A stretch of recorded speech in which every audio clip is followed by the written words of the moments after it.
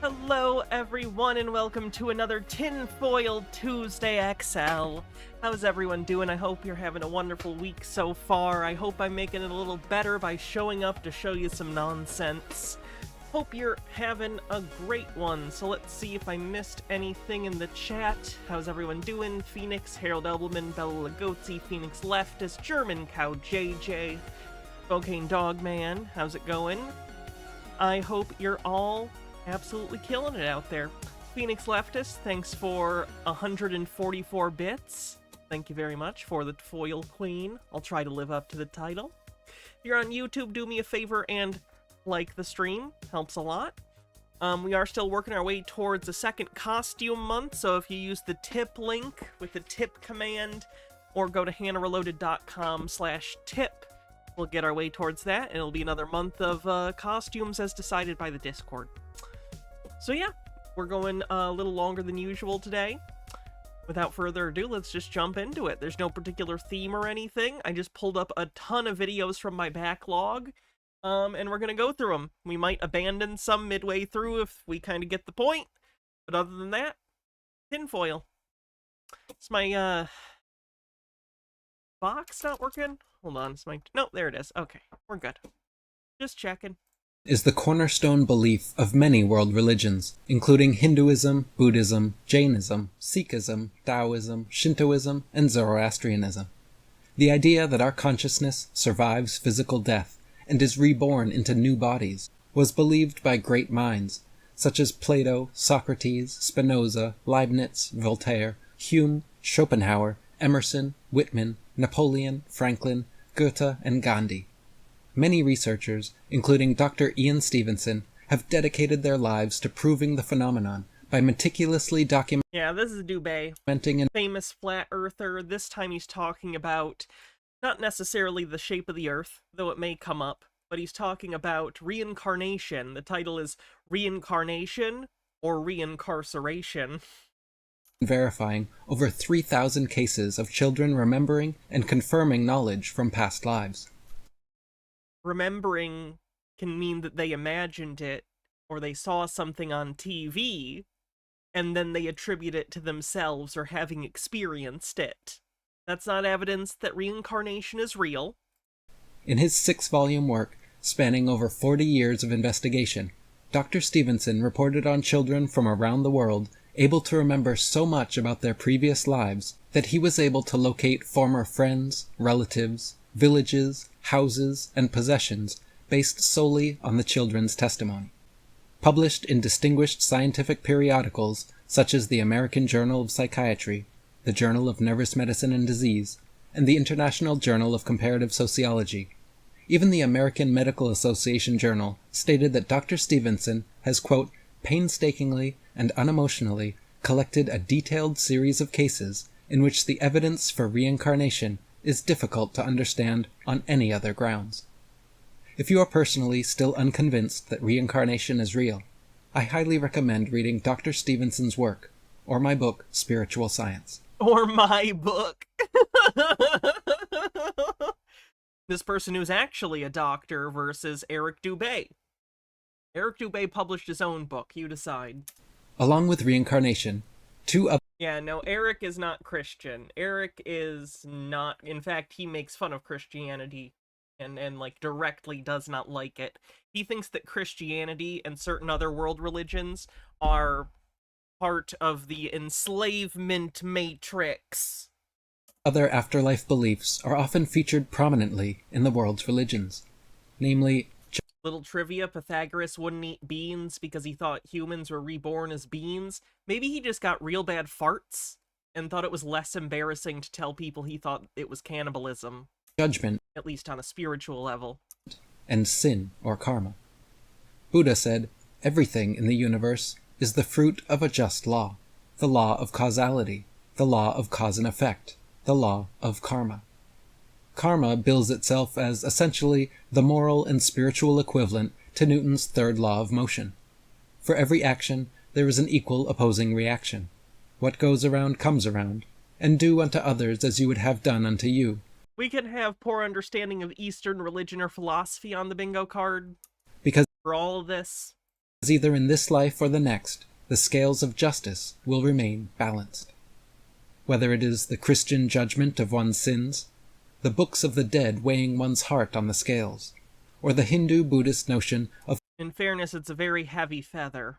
karma determining one's rebirth, the idea that our moral decisions in life are recorded, analyzed, and scrutinized during the afterlife is nearly ubiquitous. On the surface, this may seem just and good that our actions No, are... he's using the My Name is Earl version of karma, which in fairness, I love My Name is Earl, it's a funny show. But like, you know, that's not the totality of what karma is, and that's not really what it is. It has less to do with, like, this life and more to do with either accruing good or bad and trying to neutral out so you no longer are within the cycle of reincarnation. That's my understanding, at least. I'm also just some random person from America with very little understanding of cultures outside of my own, though. So I'm also probably wrong. Trey says, okay, but how would that act for unintentional consequences? You mean account? I don't know. are judged and reflected in our afterlife experience, and that evil people will eventually have to atone for their sins. But a deeper examination reveals that under the surface, this system is really not fair or balanced at all. First of all, there is no God-given life instruction manual, no objective standard or unanimously agreed-upon set of rules for what constitutes a sinless, karma-free existence. There are thousands of religions and holy texts, each with their own unique set of precepts, laws, or commandments, and no two are exactly alike. How are we to know whether to follow the Buddhist Eightfold Path, the Christian 10 Commandments, the Egyptian 42 Prohibitions, or any other sacred set of directives? Furthermore, the holy books of these religions state that most everyone falls short of their nearly impossible standard.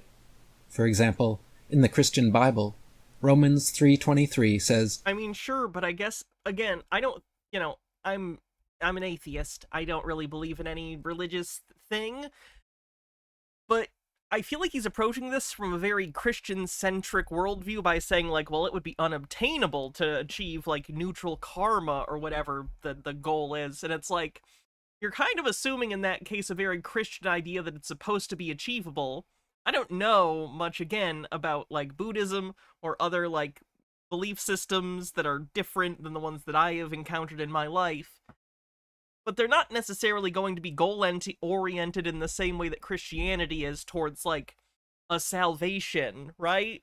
It could just be a system that works a certain way and there's a way to get out of that system, but it doesn't mean that that's an easy or even achievable goal for most people. I don't know. It just feels like he's looking at this from a very Western-centric worldview.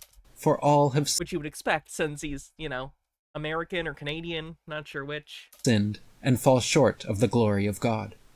And Ecclesiastes 7:20 says, Indeed, there is no one on earth who is righteous, no one who does what is right and never sins. In the Hindu Bhagavad Gita 8:16 it says, From the highest plane in the material world down to the lowest, all are places of misery, wherein repeated birth and death take place. And in the Buddhist text, Sutta Nipada, it says, Countless lives we have lived in this samsara, so full of suffering. It is hard to find someone who has not been our mother or father. So even if we are lucky enough to choose the correct religion and perfectly follow its moral directives, we are informed that our efforts are still almost certainly in vain, and we will have to suffer due to falling short of their near impossible standard. Beyond the ambiguity of moral precepts and the near impossibility of maintaining them, we are also surrounded by billions of other confused sinners acting out their karma. Just by proximity alone, from sharing the earth with so many... This image goes incredibly hard. I want to point that out, I just appreciate this image. Make a good album cover. Overthought, thanks for gifting a sub, and Moira Soma, thanks for gifting a sub. People involved in their own internal struggles, it is ensured that we will be repeatedly challenged throughout our lives and eventually accrue negative karma from some of these interactions. We all have bad days navigating this world of suffering, dealing with a myriad of miserable people, living in physical bodies that deliver us chemical doses of roller coaster emotions. Oh boy. Does Eric need to see someone? He sounds very depressed. Teradona, thanks for gifting a sub. And I've been there. I get it. Stuff can feel monotonous. Stuff can feel awful. But, like, if that's your overall worldview, that's not good. Are you doing okay? People are there for you. It's okay. You can reach out for help. Is it really fair to be judged so harshly? Ooh, hype train. 77% to level 1 on a hype train. Hate to bring it up again, but it's my job. I gotta. We are doing tips towards another costume month, so if you use the hannahreloaded.com/tip or use the tip command in chat and use the link, that'll get us closer to the goal of 1,000. We are over halfway. Moira Soma, thanks for 37 months at tier 2. Much appreciated. For simply 21% to level 2. Trying to survive and do our best in this far from perfect world? Wouldn't a loving, benevolent creator put us in a safe, caring environment if they truly wanted us to learn, grow, and thrive? How just is it to put people in a dangerous, confusing world full of sin and sinners? Again, another really cool image. Stonecore Bell, thanks for gifting a sub. Then punishing anyone who falls short of absolute perfection. It seems the message of Jesus Christ, the perfect Son of God, being crucified on the cross, is that this evil world is so fallen that even God in the flesh could not thrive or survive here. Instead, he would only be able to help a small group of fortunate people before ultimately being tortured and murdered for his efforts. We see this repeatedly throughout history as well, with humanitarians like Malcolm X, Martin Luther King, John F. Kennedy, and Mahatma Gandhi being assassinated rather than applauded for their activism. There are several cliché phrases hinting at this truth as well, such as, "Only the good die young." Virtue is its own punishment. The road to hell is paved with good intentions. And no good deed... That's not what the road to hell is paved with good intentions means!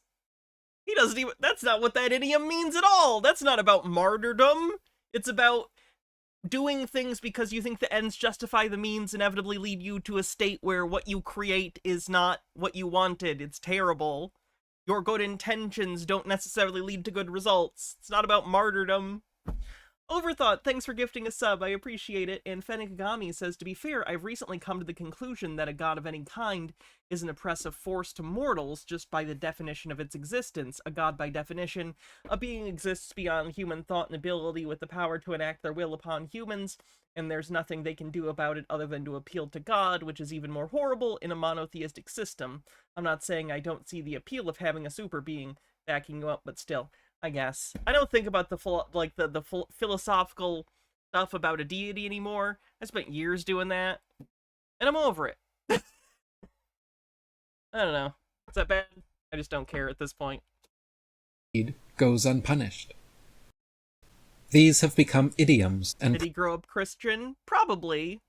proverbs because they have Statistically, he's from like an English-speaking country. Pretty good chance he was raised Christian. proven true over generations and speak of inherent injustices most everyone can relate to and identify with. These ideas of virtue being its own punishment, or no good deed going unpunished, run completely contrary to the ideas of karma or justice. So which is true? That life isn't fair, and nice guys finish last? Or like the Buddha said, that everything is the fruit of the just law of karma? Isabella Green, in Leaving the Trap, said, "The whole idea of karma quite literally means that if a person caused suffering to others during their life, which in one way or another most of us do, then this person has to pay off this karma in a different life, where they are the ones who are now suffering." The whole idea makes me wonder who exactly came up with it and fed it to humans to begin with. From this perspective, I would suggest that the idea of facing one's karma, also known as Judgment Day, is an artificial construct generated to keep the reincarnation cycle going. Minute left on the hype train. Moira Soma, thank you for 1,000 bits. Very generous of you. I appreciate it. So that's Eric Dupé's video. It's mostly him just being like, hey, Buddhism doesn't make sense. And it's like, I don't disagree. But also like, so? I don't know. Let's move on. 2% to level 3 on the hype train. Oh, we haven't seen this guy in a while. Yeah, I'm going to tell you why we don't have this up. We used to watch this guy every once in a while, but we just stopped. So let's see what he's been talking about. He's a TikTok conspiracy theorist. Hey, non-binary. I got one for you. Eyesight, okay? We all see differently. And it's crazy that we have such different vision when we're all human beings, right? It's because we're hybrids. We're all mixed with something a little bit different. We don't see anything the What? That's like saying our noses are different than each other, therefore we're hybrids. Like, yeah, people's body parts aren't identical. What? same. So when they say things like hallucinations, that is a word made up by people that All words are made up. don't want you looking past the world that is in front of you right now, okay? It's like that saying, the greatest trick the devil ever pulled was to convince you that he doesn't exist. Science You fiction. could say that about literally anything that's an archetype of some sort of trickster, though. The greatest trick Loki ever played was convincing people he doesn't exist. The greatest trick leprechauns ever played is convincing people they don't exist. You could do that with anything, with equal weight. Fiction and fiction are literally backwards, almost. The reality of it is the opposite to what that you think that it is. What bothers me about eyesight, okay? There's no way to tell if I think red is the same color as you think it is. Did this guy just smoke a whole bunch of weed? Because this feels like the kind of thing... This is like the stereotypical joke conversation that you bring up if you're talking about people who've smoked weed for the first time, like, oh man, like, what if, like, your color blue isn't my color blue, man? Like, that's... This is like internet philosophy 101 shit. Like, this is just like, okay, yep, and... Fenekagami says, to be clear, I only brought that up as an empathy attempt at understanding where the religionist slavery comes from. Religion is just the flaws in human reasoning playing telephone with each other combined with cultural inertia. It's not a conspiracy, it's a flawed attempt to understand the world around us, one that some people find comfort and community in. Moira Soma, thanks for gifting a sub, much appreciated, and another sub, 36% to level 3. There's no way. There could be people walking around thinking that the entire world is blue, to me. How could you tell? Like Eiffel 35 or whatever their name was? Damn, that joke would have been better if I specifically remembered the name of that band. Eiffel 42? Eiffel 40... I'm blue, people. Profane Priestess, thanks for an 80 stream streak, says 80 streams in 2 weeks on HRT in the same day. Wowzers. Eiffel 65, thank you. I'm blue, da-ba-dee-da-ba-doo, da-ba-dee. That's not the song. I'm a movie person, not a music person. So when you're a kid, someone shows you a red ball. Well, in my eyes, that ball might be brown, but I would say it's red. Right, but like, as interesting of a conversation that is, does it have a practical... Does it matter? Would it matter? Would it matter? Would it matter outside of being interesting? Probably not. Because you told me that it Breaking Bad taught you Mexico is yellow, true fact. True! 45 seconds left in the hype train. was red, right? There's no way to fucking tell. There's no possible way to tell what color someone else is seeing. So how can you tell me that that thing is not there right now, that entity that I can see, just because you can't fucking see it? Because I see a different color spectrum than you do. Oh no, is he seeing shadow people? Because that's a symptom of certain mental illnesses. My eyes are a different color than yours. My eyes don't work the same way as yours. That is disinformation coming from evil fucking people that do Thanks for the hype train, everyone. not want you to believe that any of these things exist, okay? Christopher B says, you got me the job. Your blessing actually got me a job for the first time in a year. Thanks. Pray to this woman, unemployed. Pray to her. Only slight exaggeration, thanks. Congrats. I'm glad he got the job. I really am. Stone Corbell says, yeah, man, and what if there was a demon inside your head that was confusing your senses and making you think that everything you're seeing is different from what's actually there? This is a Descartes reference. I did understand that. Yeah, Descartes kind of originated the brain in a jar argument, except instead of brain in a jar, because that wasn't a concept that would be understandable at the time, he said, basically, what if your entire consciousness was the result of a trick being played on you by a demon? And that's how he ended up coming up with the only thing that you can know is that you think. I think, therefore I am. Anyway, enough Descartes. These doctors go to school learning information that is put there by... I know a lot of random crap. I'd probably do good on Jeopardy. Fucking mortal enemy, basically. Everything is... Phoenix says, can I have a job too, Hannah? One that doesn't involve other people because I'm scared of them. I can only help once you get the interview, and bless you. I can't bring a job to you. All the same. We see colors the same. This doesn't exist, that doesn't exist. My eyes are terrible when it comes to 20/20 vision. But, like, everything's blurry to me. Everything is fucking blurry to me. But I can see things that other people can't. And there's nothing wrong with me. When you convince people that there's something wrong with them because of what they're seeing, so what are they seeing then? If they're hallucinating, what is that? A hallucination. Does he not understand what a hallucination is? That's really sad. Nearest Crowhill, thanks for 35 months, says, praise be to Hannah, the reloaded goddess of cheese and success in job interviews.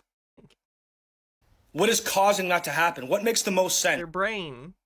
Things going on in their brain.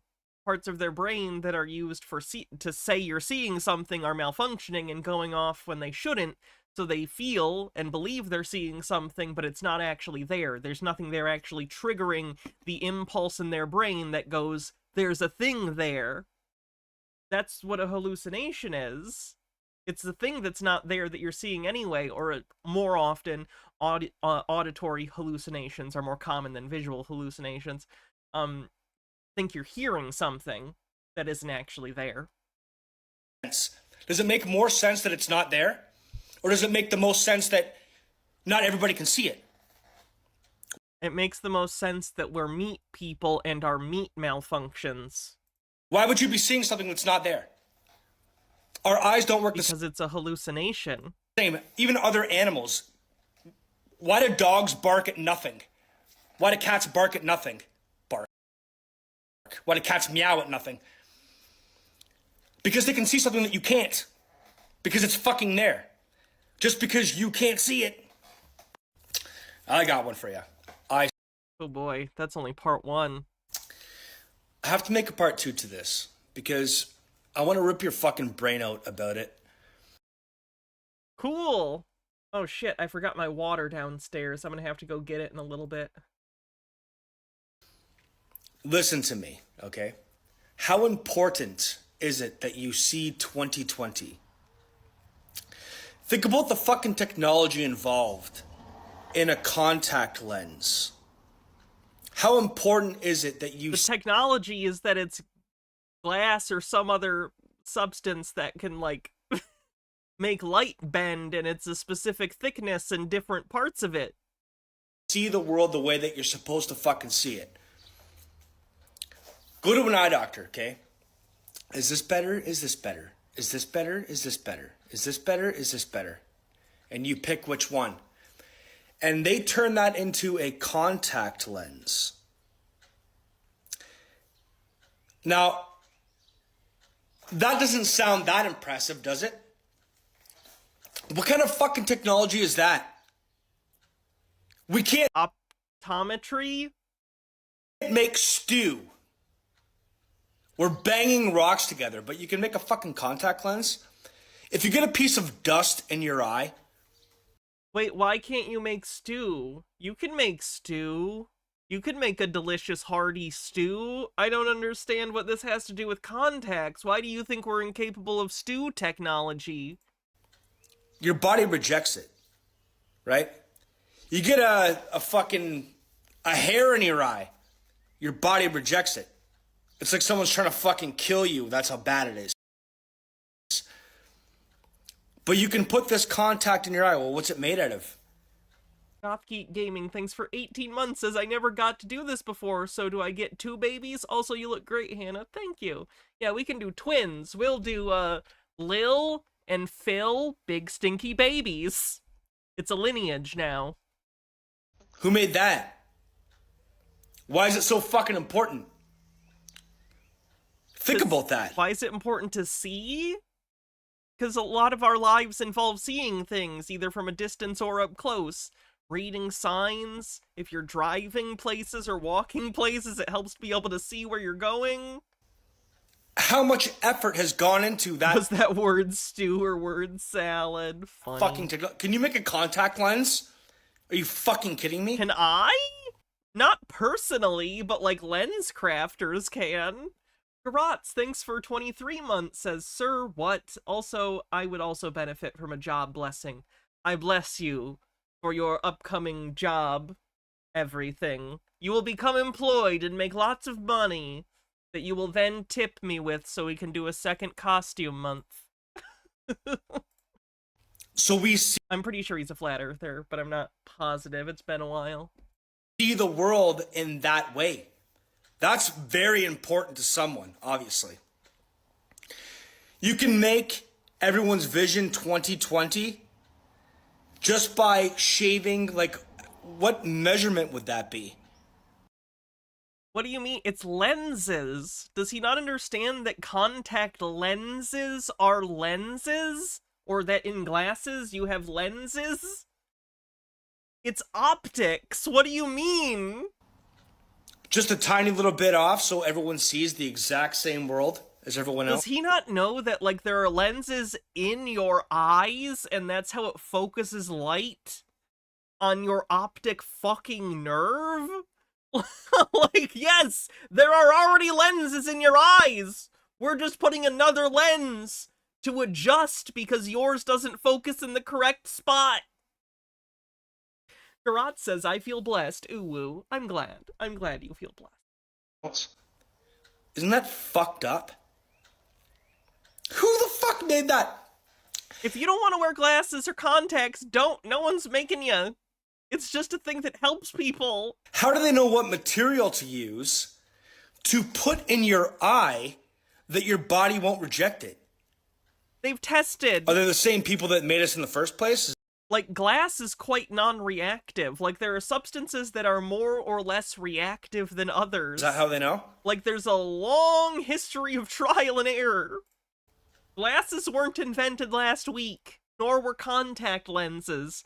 Contacts are more recent, but they're still decades and decades old. Think about this shit. I have to make a part 2 to this, because I want to rip your fucking brain out about it. Listen to me. What an interesting fella. Mindfuck for you today? Did you know that human beings have the potential to live 300 years? I didn't know that. Now, a lot of pylons out there are going to go, yeah, right. They discovered this protein, okay, years and years and years ago. It's called alpha-2 macroglobulin. 1 second, I'll show you.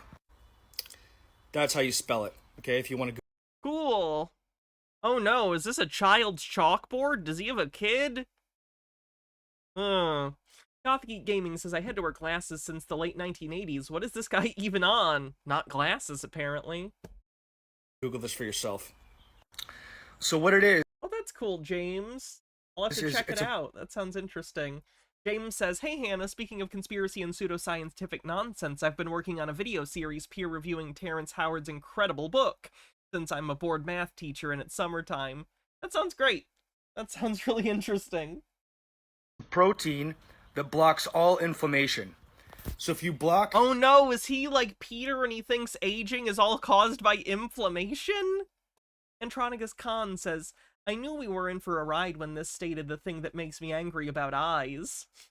Marcus Drake says, fun fact, the doctor who invented contacts made them by sanding off the bottom of a glass tube and had to use cocaine to deaden his eyes because, and this is true, glass hurts. Alright, hot tip. Do not put cocaine in your eyes. It's a bad place for them. Out of all of the holes in your body, eye sockets are the least one you should put them in. I can think of at least 5 other holes you should put cocaine in before your eyeballs. All inflammation from the human body, the body will actually heal itself. We have everything in our bodies, right from birth, to live a really long life, okay, up to 300 years. The problem is, all of our food is poison. The fields that are around us are poison. The water is poison. Everything's poison, and it causes inflammation in our bodies. These proteins reverse all inflammation and will actually regenerate us to the point where we won't age. So at 300 years old, you would only look like you were in your mid-30s. CE Glass 48 says, Hannah, just an FYI, for this guy, alpha-2 macroglobin is a protein naturally produced by your liver. Supplementation would accomplish basically nothing. Good now to think know. about how much... Wait, why aren't I regenerating like Wolverine? that Honestly, I'd rather not. I have an important surgery someday I'd like to get, and fast healing would not help until they're done doing moving stuff around. inhibits us from reaching our full potential, okay? Things like clairvoyance and telepathy. And also someday I want him to smash my face up with a hammer and fix it. And Just take a hammer to it, just and then take out all the bones that make it look bad, and then just leave the good bones in my face. telekinesis, all these things that we don't achieve in our lifetimes. Well, we're only 35 when we die. That's as old as we get. Think about how much more powerful we would be if we actually reached our full potential. Think about how much money would be lost if we didn't need pharmaceuticals anymore. If you want to see why they don't allow everyone to know about this shit, right? They want you on medication your whole life. They poison us, and then they feed us poison, and then that poison leads to other things that start breaking down in our bodies, and they give us more pills to take care of that. So has everything to do with pharmaceuticals. They do have this. Look it up yourself, okay?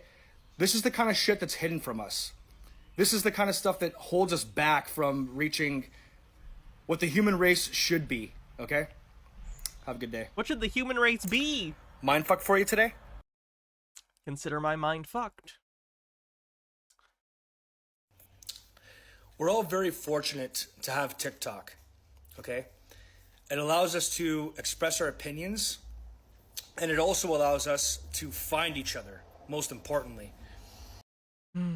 Okay, I'm gonna leave this up and maybe we'll do some more of his videos later, but right now I do want to move on to some other stuff. So let's see what we're gonna do next. What we gonna do next.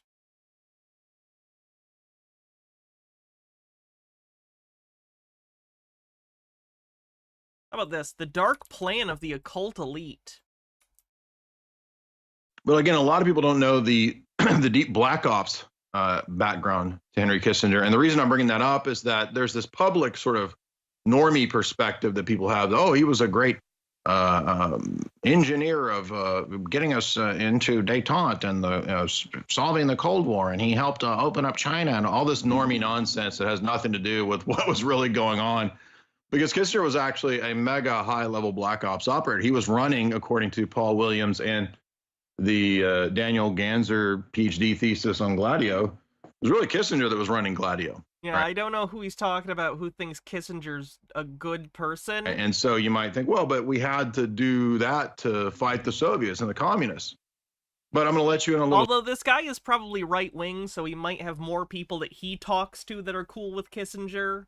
secret that Like, I imagine there are probably right-wing people that don't give a shit what Kissinger did and thought it was based because they were afraid of communism and felt everything he did was justified. I don't know, though. Kissinger, who a lot of times the global elites, as they get towards the end of their life, they start to reveal things.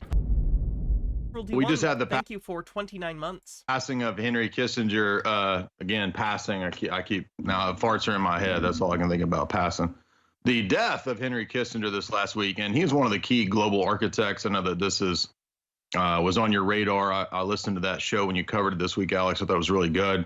I want to go into the history of Henry Kissinger because a lot of the public information was all these glowing obituaries, and they didn't really go into his Black Ops stuff. Henry Kissinger did a ton of really hardcore Black Ops operations, and there's a lot of books on this. I've read some of those texts, and so I'd like to talk about a few of those to give us an idea of how really at the government policy level, it was really Henry Kissinger who was the architect of putting the United States government on an official eugenics, depopulation, austerity policy. So, we've heard of State Department Memorandum 200, which Alex talks about from 1974. The next year, they gave to Carter this Global 2000 report. And the Global 2000 report was basically this unreadable, gigantic 400 or 500 page text about population control as a motive on the bingo card, breaking down all the metrics of the different areas of Latin South America, the global South, basically. And it was arguing that we have to cut population in all possible ways, particularly through diet, particularly through making sure that other countries don't industrialize in order to control them, because if we don't, then there's not enough resources. Done a pretty shit job, if I'm being honest. If that was anyone's goal to stop industrialization globally, wow. To go around. So back to that whole Malthusian narrative, but it was actually Kissinger who was key in getting this policy through. And how was he able to do this? Why was he such an important figure? Well, I think if we go back to his background, in the 1930s, Kissinger fled Nazi persecution and actually joined the U.S. Army. But when he was in the U.S. Army, he did intelligence work. And this is a common pattern that we're going to see with a lot of the global elites, especially David Rockefeller as well. David mentions in his memoirs, there's a whole chapter in Rockefeller's memoirs about how he's a proud internationalist, how he's going to create these entities like the CFR, Trilateral Commission. All right, I'm going to move on from this guy. He's definitely a crackpot, despite being correct that Kissinger's a piece of shit. I think he's wrong about why, and he's just kind of dry. I'm gonna move on. Ooh, Pepsi. The Pepsi one.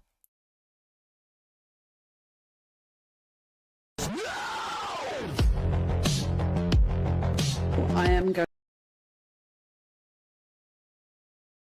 One second, let me add another window capture source. Have as one specifically for BitChute. Because it's always a pain that I have to adjust it on the fly, and it'll help if I just have two overlaid things and I just switch between them when I'm going between YouTube and BitChute. It'll take just a second, but it will make things a lot more convenient and less having to pause to do stuff like this in the future. Let me do that.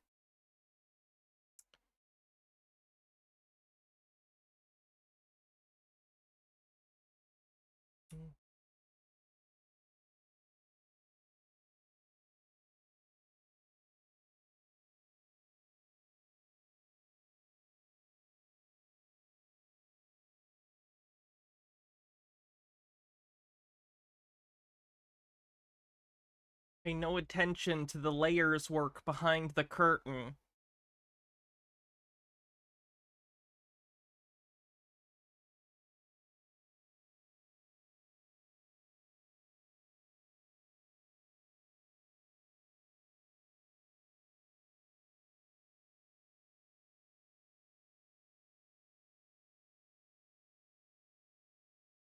There we go. We did it. Okay, cool.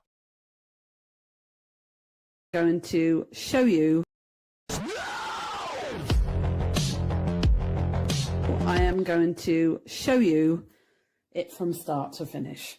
So I have my product, which is Pepsi Max.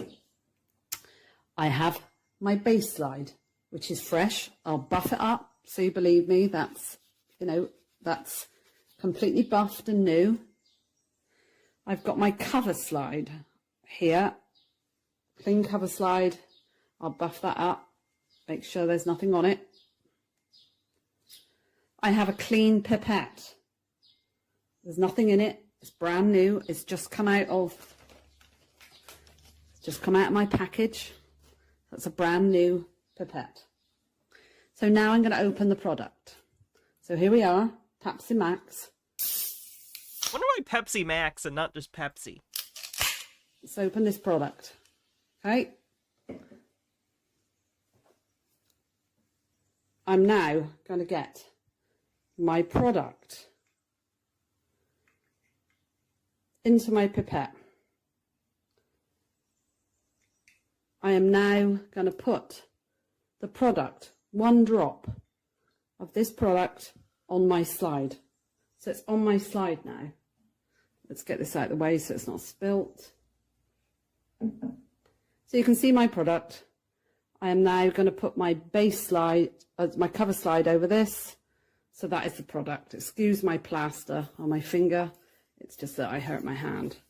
And this product is now on the microscope. So now I'm going to take you over to the screen. Okay, so this is the screen from this product here. Yes, chemical fear-mongering on the bingo card. This is the Microscopes are fun. screen. If you've never used an actual professional microscope, they're hella fun. And I've got it in dark filled. So I've got the sample now going to be viewed in dark filled. So let's focus this in. And let's see what this sample does. So straight away, we have got a huge amount of dots. Not the dots! Not the dots! This has just been put on the slide. So let's see. It's a carbonated drink. Is it bubbles? Is it bubbles from the carbonated drink? And or sugar, because it's a sugary carbonated soda? Like, I don't know specifically what it is. I don't do microscopy for a living. It's not my hobby either. So I don't know if this is a contamination or if this is genuinely just what soda looks like under a thing with bubbles or whatever. But the idea that she thinks this is nanotechnology is incredible to me. She sees something that she can't immediately identify, and her first instinct is that it is an evil plan, a nefarious scheme to put nanotechnology into her Pepsi Max. All over the sample, what these dots are doing. Oh, you're right, it is a diet drink, so it has artificial sweetener. I don't know what artificial sweetener looks like. So these are the dots. These are just like I'm seeing in the blood. They are building together. This is just like what I'm seeing in the blood, she says. She probably shouldn't have the job she has. I'll take the light down slightly so we can see them. Let's take the light down slightly. But these are all over the screen. Now,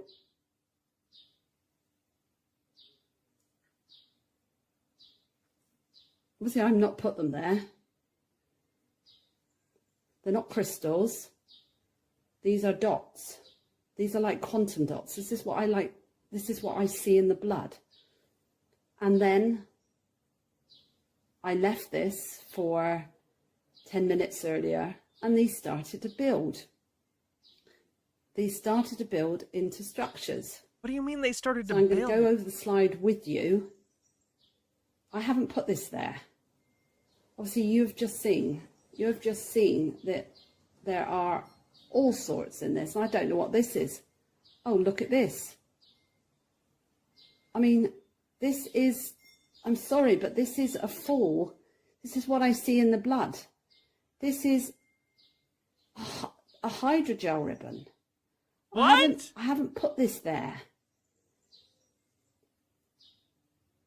I'm doing this live with you. Let me take the light down a little bit. Right. I want to know what job she has that requires her to use a microscope connected to a computer regularly enough that it's part of her day-to-day equipment, but also is completely inept at being able to look at a sample and understand what she's looking at. Like, what a very specific job she must have. MH Dark Beast with the link. Cola soft drink bubbles. Oh, this is like a science photo library B-roll thing. That would be properly exposed, I'd imagine. Properly. That's exactly, if you look back at all my work, that's exactly like I see in the blood. These are all over this product. These are quantum dots. Quantum dots? What does she think that means? She thinks she can see quantum level things with an optical microscope? Oh my! It's all... Quantum is like subatomic, for those that don't know. Subatomic as in smaller than atoms. You're not seeing anything subatomic and like knowing you can't do that with an optical microscope. It's everywhere in this product. Everywhere. Absolutely everywhere. So you've seen this opened. You've seen this product opened. I haven't put this there. I'm doing this in my own time to inform you guys. Senekagami says, ma'am, Pepsi is a sugary liquid. It is literally an incubation liquid for microbes. Frankly, I'd be surprised if you didn't see weird shit you couldn't identify as a layperson. Plus, some chemicals literally build structures when exposed to certain conditions, like, say, exposure to air.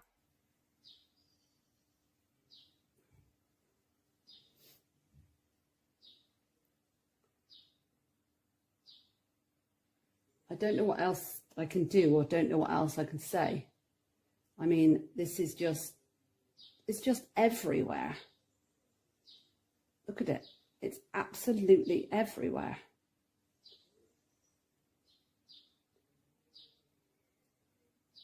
And this is what I was showing earlier. I mean, we're now into 5 minutes, I think. And you can see these networks and structures, they're building in lines, they're building all over the slide. I have not put this there. This is in the product. Conspiracy theorist thinks evidence is self-evident. There's a quote from... Again, she's paranoid. She's seeing these things and assuming, oh my god, look at these things I don't understand. They must be malicious. It's paranoia. Rockefeller, wasn't there? You know, that he was going to put it in the food, he was going to put it in everything. He was going to dumb us down. James says, I hate how people have hijacked quantum as a buzzword when it actually really means something. That's the fault of Deepak Chopra, and Deepak Chopra is the fault of Oprah. I can't... Again, these are now building. So this has been on the slide for 5 minutes. This is building in front of our eyes. Look, I can't put this there. This is here. This is in the product. I'm going to keep going through the sample with you because now it is really, really, really, really building. I mean, it's everywhere. This is building absolutely everywhere, all over the slide. Let me just...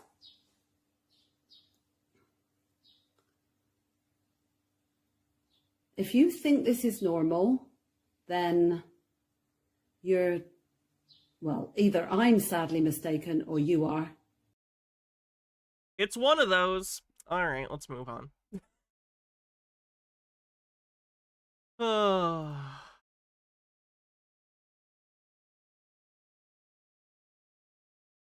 That looks interesting. Let me pull this up. I am going to, real quick, go grab my water that I forgot while I'm gone. Chair will tell you about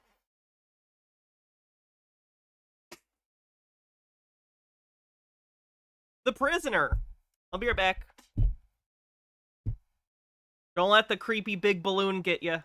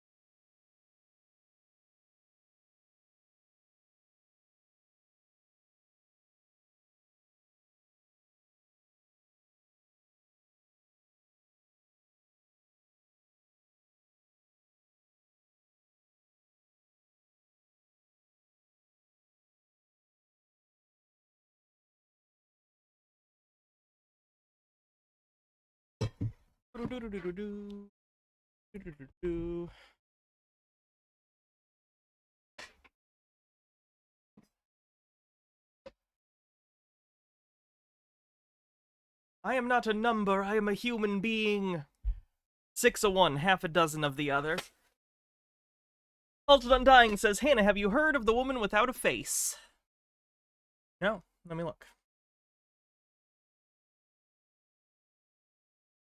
I can get the link to work.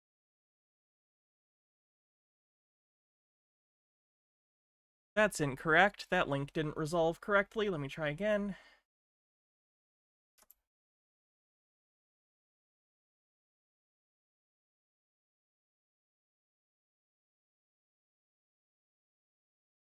Oh no, this is correct.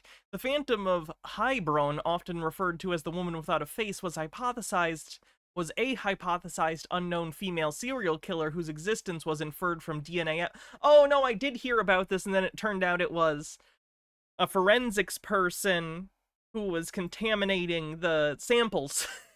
I have heard of that, actually. I didn't remember the name, but I do remember that.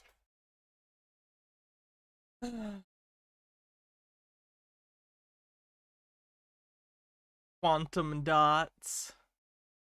Made with olive. Alright, where were we?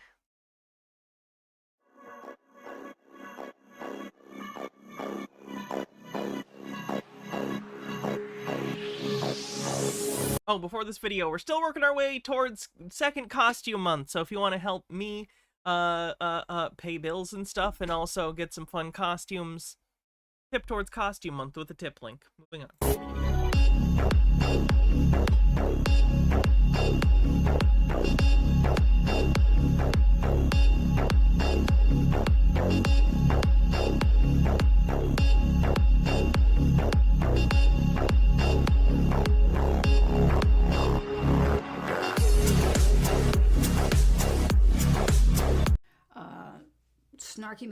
Snarky McAllister, aka Linda Paris. And you can see my website right here at McAllisterTVOnline.com. It's here in case they start throwing me off platforms for trying to tell the truth. And yeah, I want to thank everyone who supports my work. Since they won't allow me to monetize, they think I'm going to go away, but I'm not. Mainly because of you guys. Yeah, we'll check bingo after this. SnarkyCBD.com. Now, this is the only CBD I take. It's 100% natural. Shilling on the bingo card. Pure. They monitor it from ground to bottle, made in the USA. And they have a host of other products where you can get your CBD relief, which is what it really is, right here at snarkycbd.com. And you're also helping this channel by using these products. But not only that, you're getting pure, clean, organic products that work. They do for me anyway. And down here, redpillliving.com / Red Pill Living. /snarky. What a brand identity. You can get Carbon Shield 60 products. These are also organic. Carbon Shield. I don't know if you know this, but the carbon is coming from inside the life form. Natural products with Carbon Shield 60 in it, which is a cellular rebuilder, right here at redpillliving.com / snarky. And you are also helping this channel. Now, I got to thank my PayPals, and I got to thank the people who send me coffees, and you who sent me a really nice message the other day about my videos being unique. I live for things like that. Thank you so much for what you said. And I'm going to do a coffee, viewer mail, because you guys make it so interesting. Right here. She's affiliated with Snarky CBD. On McAllister TV. Now, one thing I want to talk about is this timeline of disclosure. Now, here is, let me move this over here. Oh, this is funny. She talks about super soldier talk for a sec. No, this isn't Evil Gina. I haven't covered Evil Gina in a while. She was marginal, and I think she crossed over that line where I'm not comfortable covering her, because it feels like... I've talked about this before. There's that line where it's like, delusional beliefs and absurd behavior, and it's interesting to look at it, and it's a person who's able to function, more or less, and seems to be doing okay outside of those strange beliefs. There's a gray area, but there's a place that it's definitely like, this is exploitative, and she is now in that area where it feels exploitative.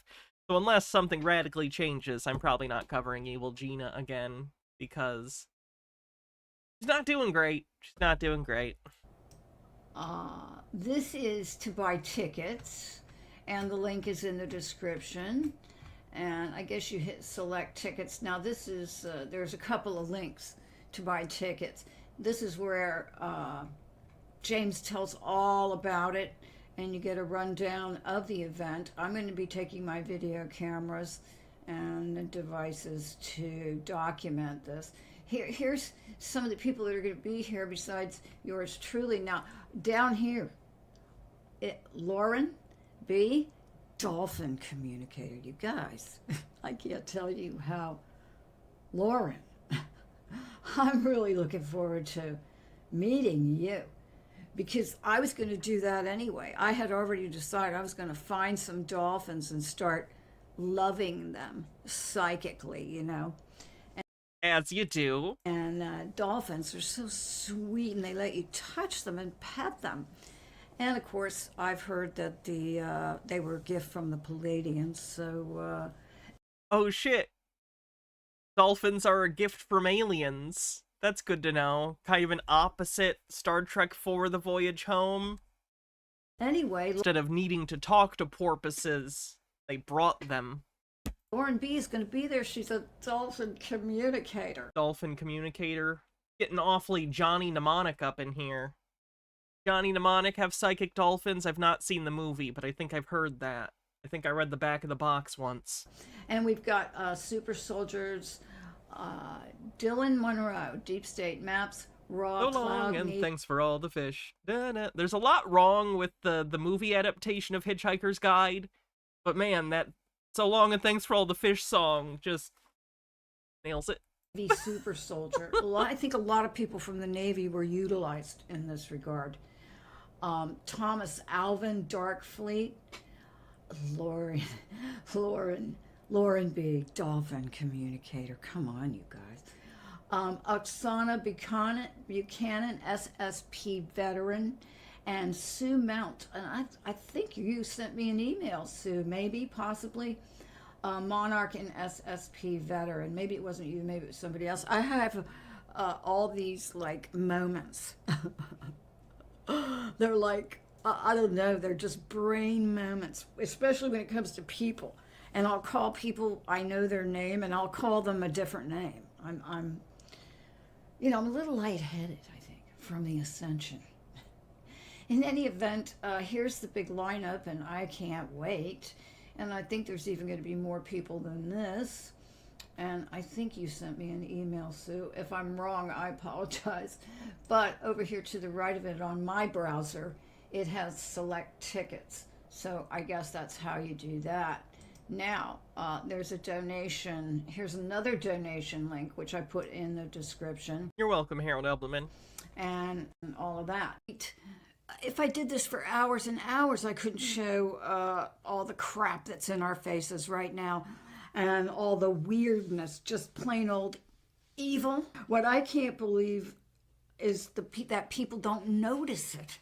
That people don't notice it's gotten way out of control. So here's what my last video was about, how they're all clones. Anyone of any I did Harold Edelman. importance because it becomes a clone. They clone them immediately. Clones on the bingo card.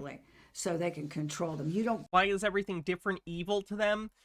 A conspiratorial mindset usually involves paranoia, so they look at something they don't understand and there's a fear response. They fear that which they don't understand, and that fear leads them to speculate about malicious intention on the part of the object of their misunderstanding or lack of understanding. If they don't understand something, their first instinct is to assume malice. That's sort of the MO of the conspiracy theorist. Get anywhere unless you're cloned. And once they clone you, they lie to you. First of all, they lie to you to get you to clone yourself. And they tell you all how great it is and all this stuff, just like they do everything else. Child protective services. Well, for them. You see what I'm saying? Everything has an opposite meaning. The Mickey Rooney? So it's unbelievable to me that people don't notice. It seems like nothing. People can't tell the difference between good and evil. They can't tell the difference between men and women. And rapidly, they're trying to merge Transphobia on the bingo card. it all into one big tub of goo that's probably going to Literally just Cameron Diaz. implode at some point and, bust a hole in the universe or something. That sounds pretty metal, actually. Destroying gender and busting a hole in the universe is my whole agenda. Yeah, I think they have no brakes, period.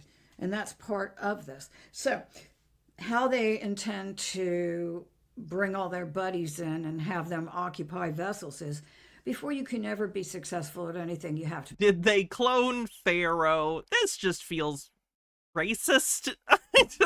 Were you asking if they cloned a Pharaoh for Woodrow Wilson? No. This just feels racist. Be cloned. And they've been doing this since ancient Egypt. So don't even say that they can't do it, because they've been doing it. Also, I'd like to point out... Believe sci-fi technology exists? Cloning in ancient Egypt? that Mengele had a whole city in South America of, quote, twins. And I would suggest to you that he was doing experimentation on cloning. It was a whole village or town, more like a town, of twins. So here's what...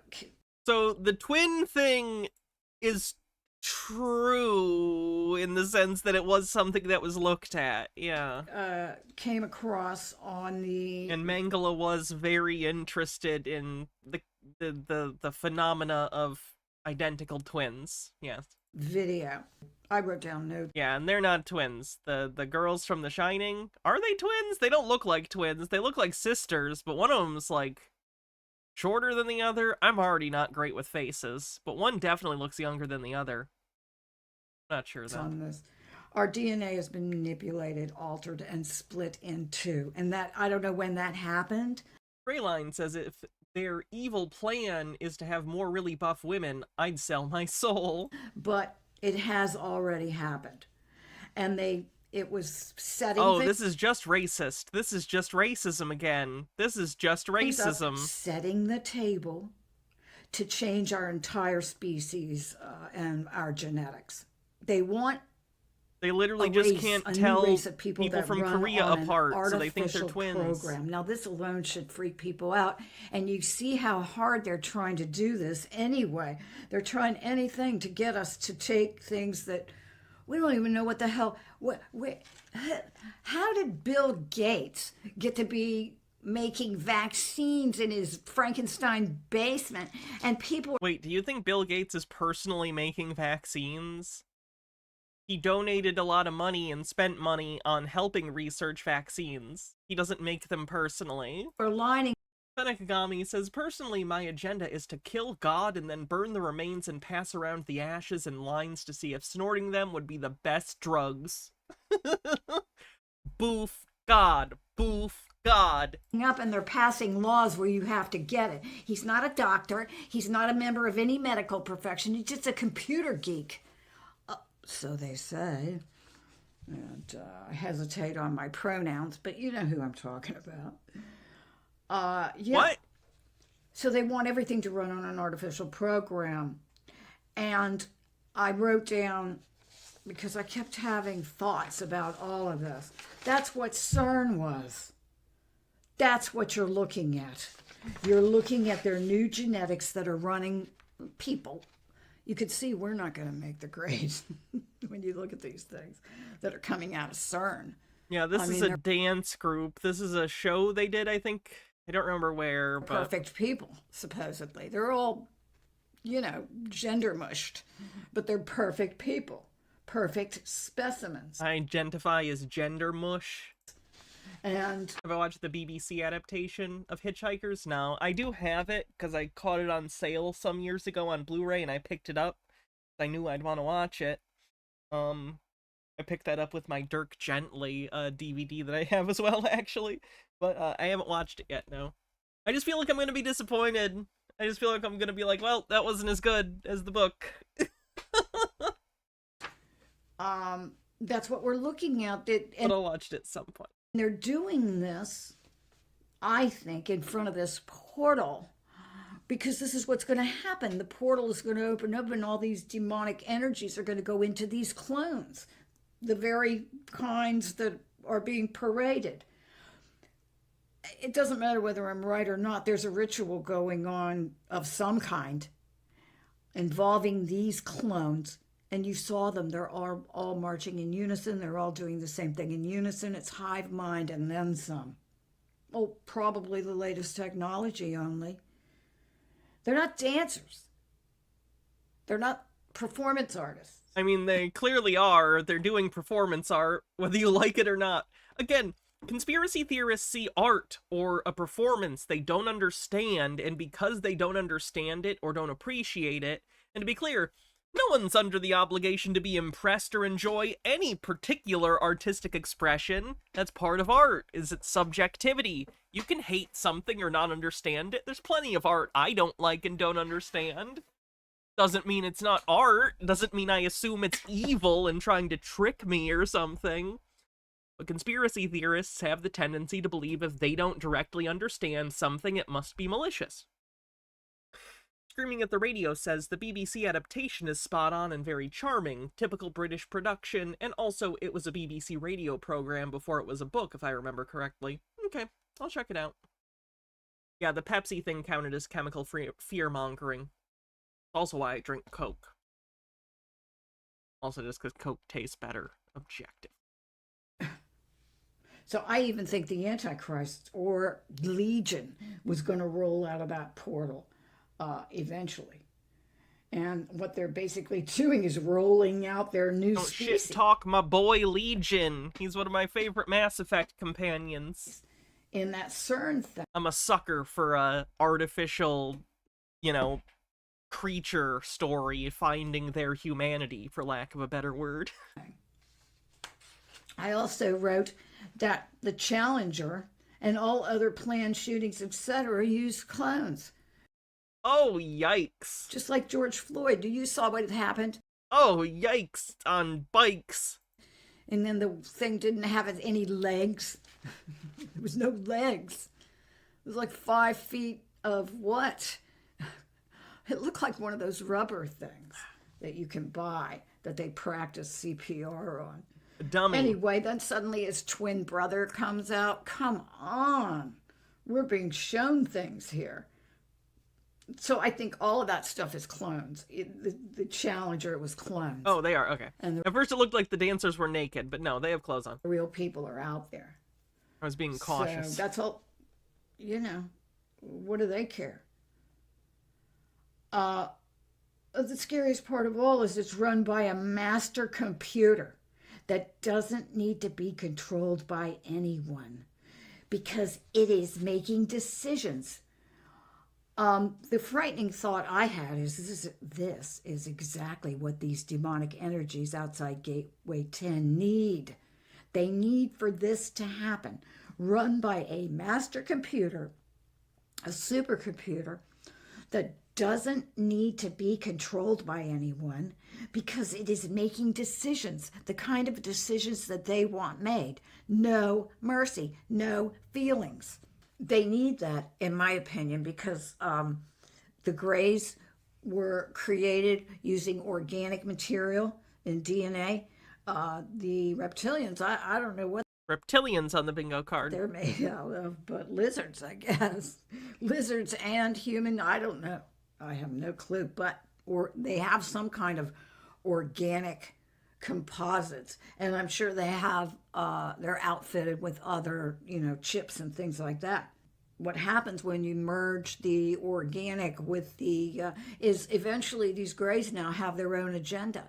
You want to make them as smart as you can and able to do all these things, but then they start to have agendas.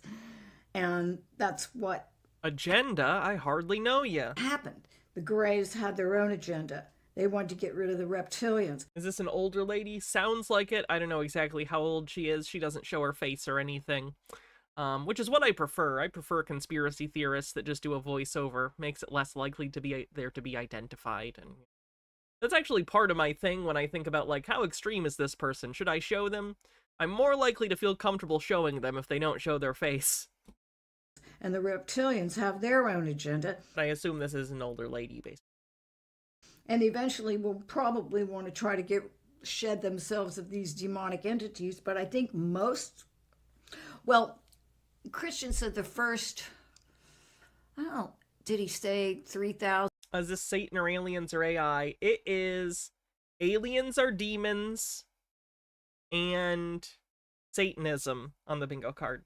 Or 2,000 or 6,000. And believe sci-fi technology. Or something like that. I forgot how many, but just low thousands.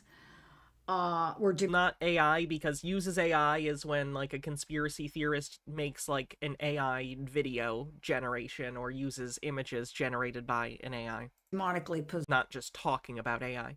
The original ones that came here. So the original ones that came here were already demonically possessed. And then they procreated. And so, however they do that, they laid eggs or something. Anyway, so they also are having their own agenda. So this idea of everything being run by a master computer. Yeah, PSYOP on the bingo card. It seems to me that these demonic energies would get the reptilians and the grays to build it. And then they would eliminate them because they wouldn't need them anymore. And I wrote down here, run by a master computer that doesn't need to be controlled by anyone because it is making decisions. And this last image, no, these are real people. I recognize them. Controlled by anyone because it is making decisions. And then what's going to happen. No, it's painful. Yeah, the thing she does extreme corseting, which is not a healthy thing. Like, corsets are fine, doing them in a healthy way and stuff, but there are people who do extreme corseting where they will use a series of tighter and tighter corsets around the center that literally, like, over time rearrange their organs and make them have, like, a completely, like, absurdly thin waist, like the size of, like, the diameter, or the size of, like, the diameter of, like, a CD or DVD or something. Like, it's scary. It actively pushes their organs, like, into different parts of their torso. It is not good for you. Surprise. Here is it's going to develop an agenda of its own, and nobody's going to be able to stop it. That's kind of the energy I was getting from that information. After I did listen to the tape, I don't know how many times, made the video, and still this stuff was rolling around in my head and connections were being made. It says in my notes about that video that clones run on artificial programs. So that's why they all have to agree to be cloned. Do they know that when they agree to it? I don't think so. Thank you for the link, M8 Shark Beast. Let me post. Demons. I think it's all about, we need to have a backup in case something happens to you. We're not going to invest all this money in you unless you agree to be cloned, because what happens if you die? And then that's going to, and also, we need people who are happy to come to work and all that stuff. They probably don't tell them that part. But anyway, it makes... I like that she's showing this image of Ozzy Osbourne as if it's supposed to be like, see, he sold his soul for the devil and now he's all fucked up. And it's like, he's just old. Like, how old is Ozzy Osbourne now? Ozzy Osbourne age. Like, he was a rock star in the 70s. He's 75 years old. Yeah, I don't think it's a deal with Satan. I think he's just old and fucked himself up from drugs. Like, come on. You don't need some demonic explanation for why a 75-year-old man needs a cane. Come on. Makes only sense that they would clone assets, that they've... Like, in her head, does she not know how old Ozzy is? Like, in her head, is he like 40 and she doesn't realize, like, it's actually pretty normal for him to have a cane? He's an older guy. dumped millions and millions of dollars into. And so, part of being cloned is that you run on an artificial program. Oh, does he have And my Parkinson's? guess I actually didn't know that. is, I hadn't heard that. That's a shame. if you do a good job, they'll allow you to go crawl off somewhere and disengaged from the program. Jojo says, corsetry, gentle and safe, has helped my back feel so much better. Yeah, to be clear, I don't want anyone to get the impression I'm saying corsets are bad. I'm saying that extreme corseting to the point of a goal of getting your waist this tiny is not good and not advisable. But yeah, corsets are cute. Somewhat. I had a friend in high school who was very into, like, Ren fairs and corseting and stuff. Probably they can always activate it. It says you can't mix biological form with AI. Again, Christopher Walken, respect to the guy. He's an old man. He's got to be even older than Ozzy. Like, he was playing older guys in the 90s. Yeah, he's 81. Yeah, he's 81. When I'm 81, don't take awkward bad pictures of me and then be like, are they melting? No, I'm just old, bitch. Let me rot in peace. Don't point it out. They're learning that. You can't mix biological form with AI. That's what they're learning right now. Is part of this a boomer's inability to recognize people around them that they've known as cultural touchstones their entire lives? Like, they don't want to admit that they're aging and dying because that's indicative of time changing and their inevitable fate, as is the fate of all of us. But, you know, oh, no, it's not just that these people are in their 80s and old and close to death.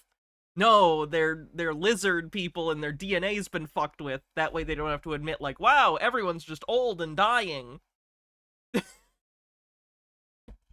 Most of these clones don't live long. That's what we're looking at. We're looking at their clones. Like, this is the age I would expect Christopher Walken to look like. Like, he is not a young man. Deteriorating. It's not their bodies. They're deteriorating because they're old and human beings are rotting meat creatures. Because they agreed to be cloned. And I guess when these stars start to get old and stuff like that, we think they've been to a spa or something. They're allowed to move into another clone. It's to the cabal's... That's just the plot of that Netflix show. They called the bodies sleeves, I think. Forget the name of the show. I'm sure Chad will say. Or to this whole... Altered Carbon. Matrix's benefit that these people live as long as possible once they're making so much money and have so much influence over humans. It says most clones don't live long and they start to deteriorate. They need the blood, they need the fluids, they need all the DNA and everything that they're eating. They need that to keep their clones from deteriorating. You can't mix biological form with AI, so you need to feed the biological parts. And it says in there that what they have now is extremely advanced cloning, and that it's super sinister, and that politicians or humans, humans will run off an artificial frequency. All humans. They've spliced half the DNA away. Can you see it?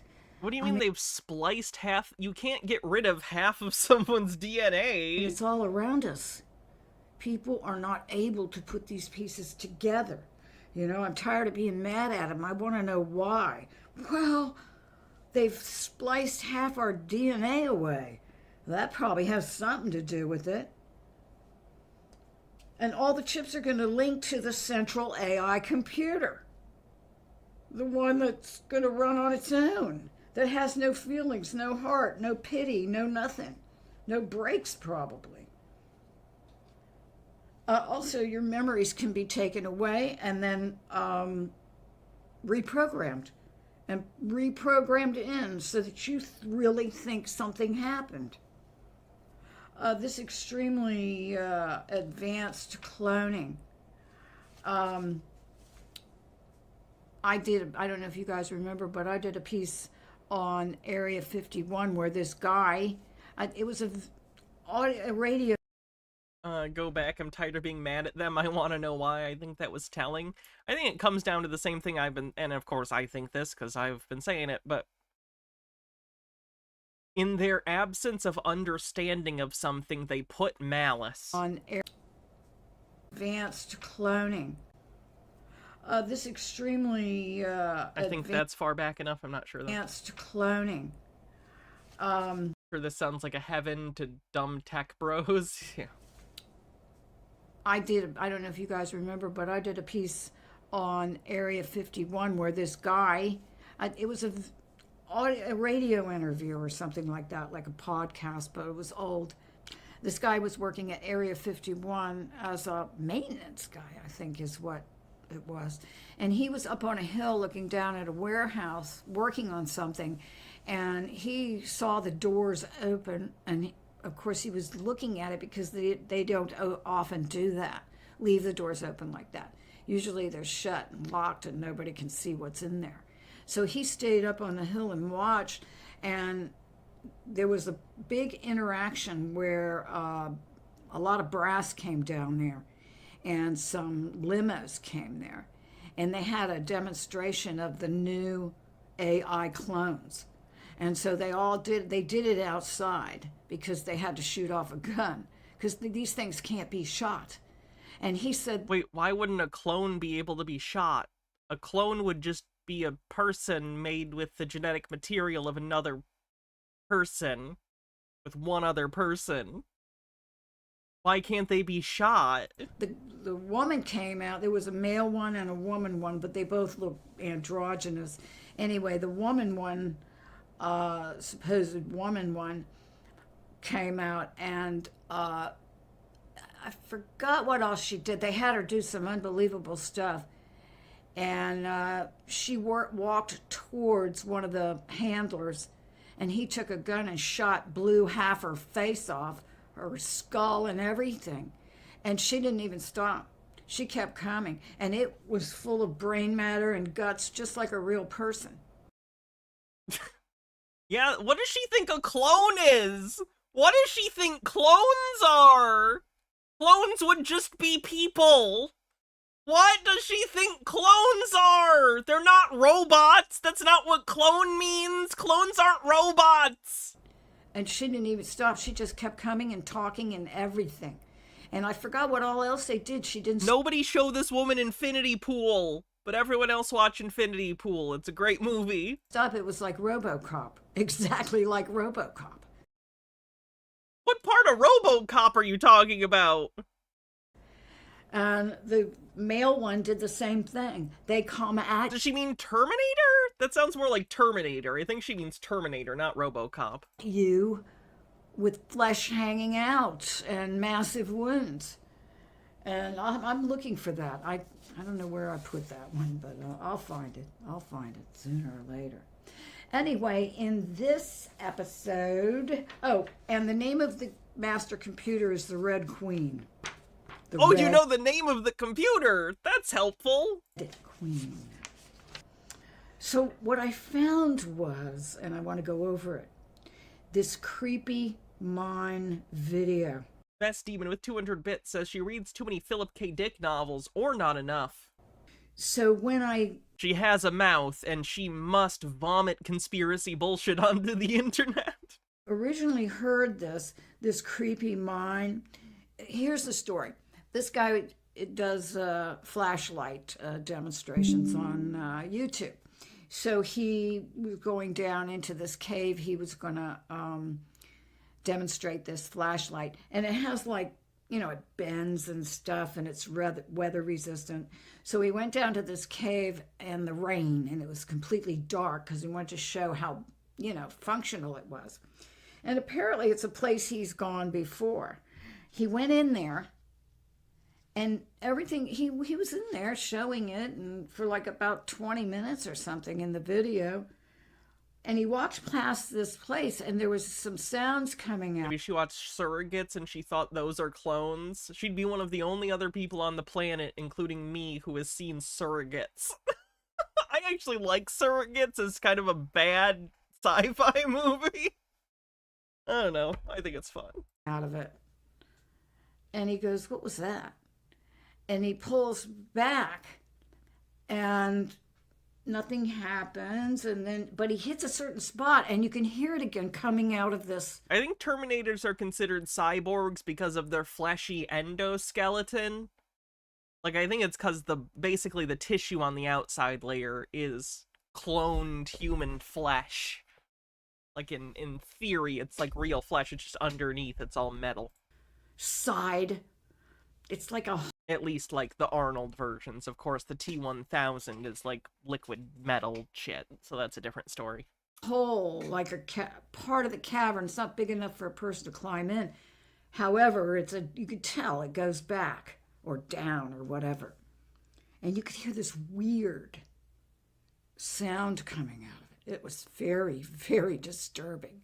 He got disturbed. He went, "What is it, birds? Is that birds?" He goes, "No, that's not birds." He goes, "I don't like this.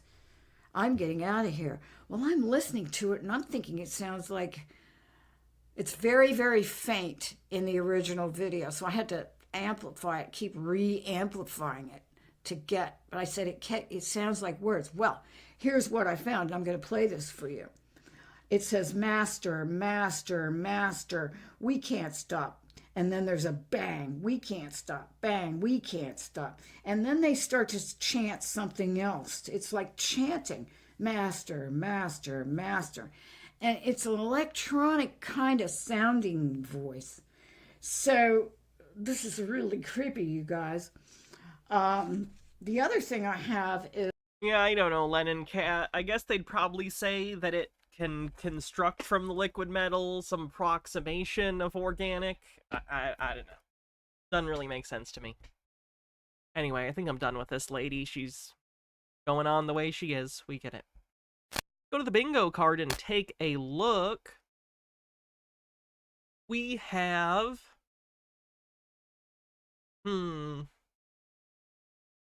Past lives reincarnation.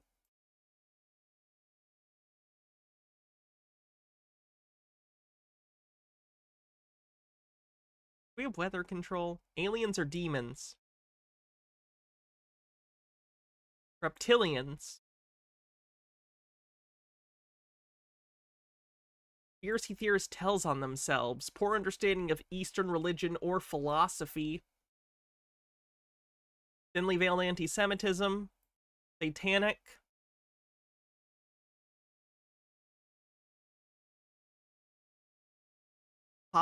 Forced sterilization or population control as a motive.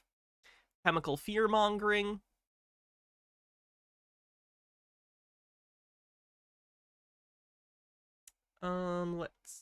What else?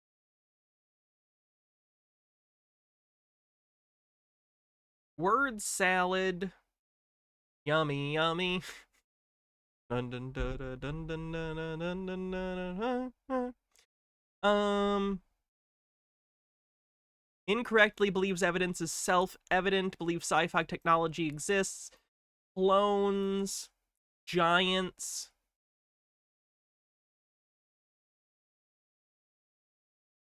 Shilling.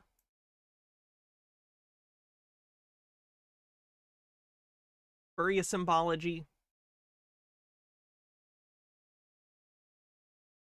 Doesn't understand how cameras work for the microphone or microscope, honestly. And then there was a Clinton's, Obama's, Biden's, I believe. Think that's it? Think that's it. Oops, wrong button. There we go. I have to use the bathroom real quick. While I do, we're still trying to get to second costume month. If you want to help out, do so by using the tip link. I'm gonna go pee. While I do so, Chair will tell you about... Let's see. Yeah, I did Past Lives Reincarnation. Oh, Depraved Ambiance says bingo. Take a look at that. Chemical fear-mongering incorrectly believes evidence is self-evident. Free space word salad, Clinton's Obama's. Holy shit, that's a winner. Depraved Ambiance, you win bingo. That was a quick one for today. Damn. Let me write your name down real quick before I go use the bathroom. Did I don't think I mentioned Blu-ray. Oh, I guess I did pull up the prisoner thing. Blu-ray too, sure. Depraved Ambiance. Alright, your name is written down. Be right back, gonna use the bathroom. Don't go anywhere. Chair will tell you about...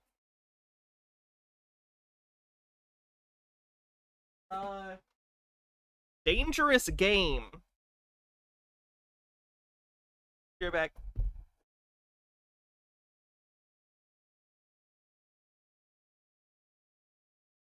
Please don't fall.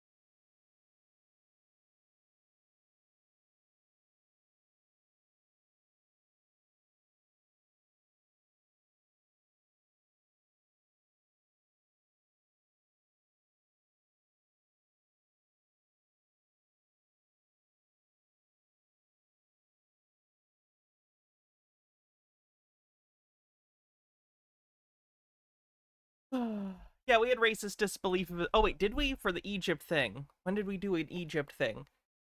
I trust you. Racist disbelief of historical achievements. Did we have the Matrix? I didn't think we did, but we did cover a lot, so. What's Dangerous Game? It's a thriller about people on a movie set.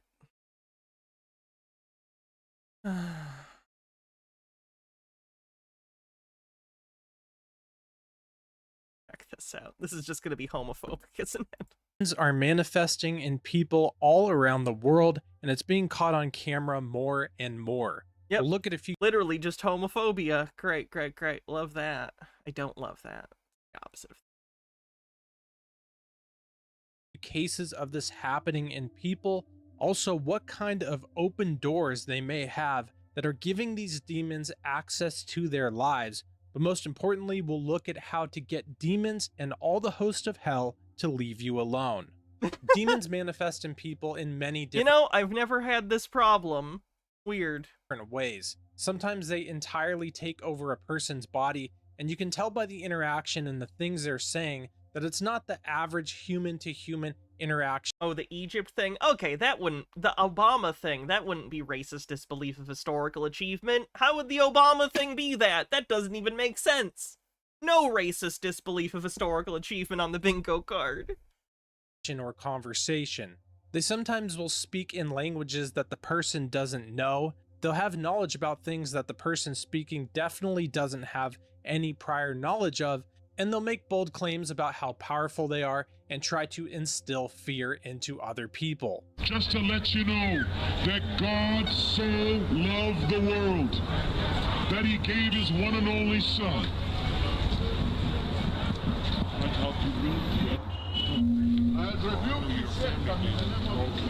I know your father. I know your mother. Oh my god, are they literally just using footage of someone who's mentally ill talking to a street preacher and acting like it's demons? I know your grandmother before you, so don't play with me, all right? Neither one of you. Get off that mic and go away from here right now, or I'll make this nation rise against you. You understand me? Do each and every one you Yep, that's just a mentally ill guy. understand me? Don't play with the God. And yeah, they're modifying their voice to make it sound creepy. That ruins Did I mention it with the Pharaoh thing? That doesn't make sense to me. I was wrong. this earth. Now back away. In the name of Jesus, we have the victory. The blood of Jesus. The Bible says demons are within people.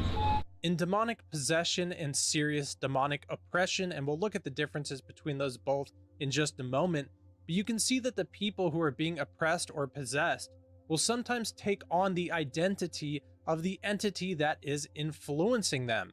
We see it in cases of people who do extreme body modification. Oh my god, people who want to do body modification aren't demons! One person who's Yeah, I said racism, not racist disbelief of historical achievement. Thank you, now I remember. really taken it to the extreme is this man who goes by the name of the Black Alien. Just how far are you willing to go to achieve the look you've always wanted? Well, in the case of Anthony Lefredo, there seems to be no limits. Body modifications have been around since the beginning of time. However, today we're gonna look at a man whose sole goal in life is to transform himself to look like an alien. The book Vast Demon says demons are not in humans, we are in ducks. See, if you had said geese, I would say that makes the most sense. The book of Genesis tells us in the creation story that humans were created in the image of God. I believe this is why we see people making these extreme body modifications. The last one wasn't even a body modification, it was a guy doing a trick sticking a bunch of fucking sticks in his face. They're listening I don't to think the he walks around with them like Pinhead. demons who are influencing them, or why we see people Oh no, furries are demons! Furries are demons! Why didn't you tell me? acting in animalistic ways, such as grown men known as furries who act like dogs, foxes, or some other animal. Not all furries are men. That's a weird thing to say. The entities that they've allowed access to them is leading them to turn away from their true identity. Yeah, the puppy thing's definitely not a fetish or anything. It's demons. Uh-huh. Yep. Totes. That tracks.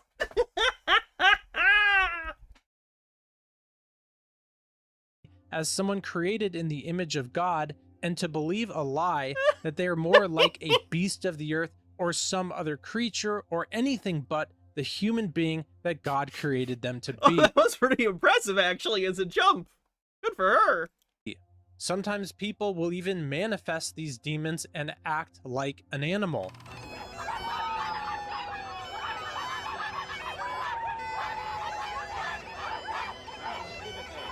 The demonic realm and the host of hell is filled with all different types of creatures and monsters. The book of Revelation, chapter 9, describes some of these entities that come out from the bottomless pit when it's opened. Locusts are what is released, and it says that they look like horses prepared for battle. On their heads, they have something like crowns of gold, and their faces resemble human faces. Their hair looks like women's hair, and their teeth like the teeth of lions. They have breastplates like breastplates of iron, and the sound of their wings is like the thundering of many horses and chariots rushing into battle.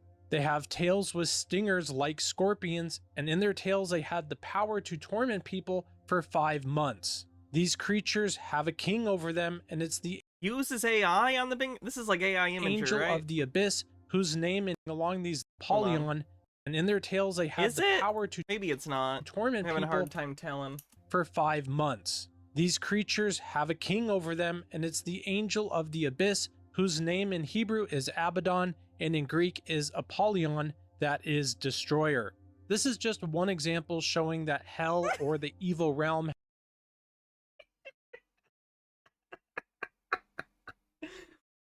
I'm sorry. the him talking about evil demons juxtaposed with people just doing like fucking pet shit is hilarious to me. Like this fucking cat girl, and you're like, that's a demon. It's just a cat girl, man. It's fine. It's fine.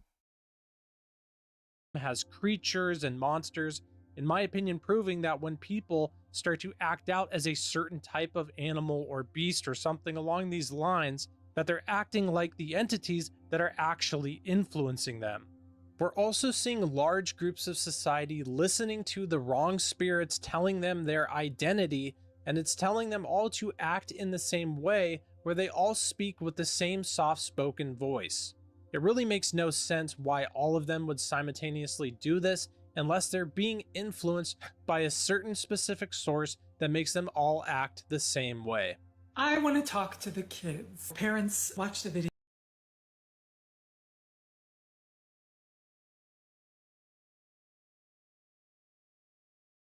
Good God. And then hand the My voice works all the time. I say it all the time.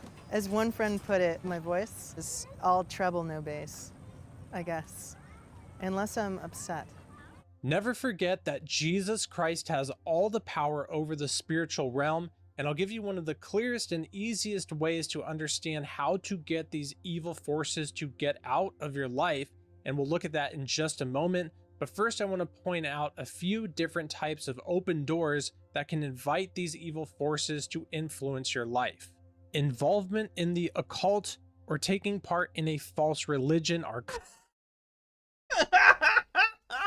Now that's, yep. Wow. Oh boy.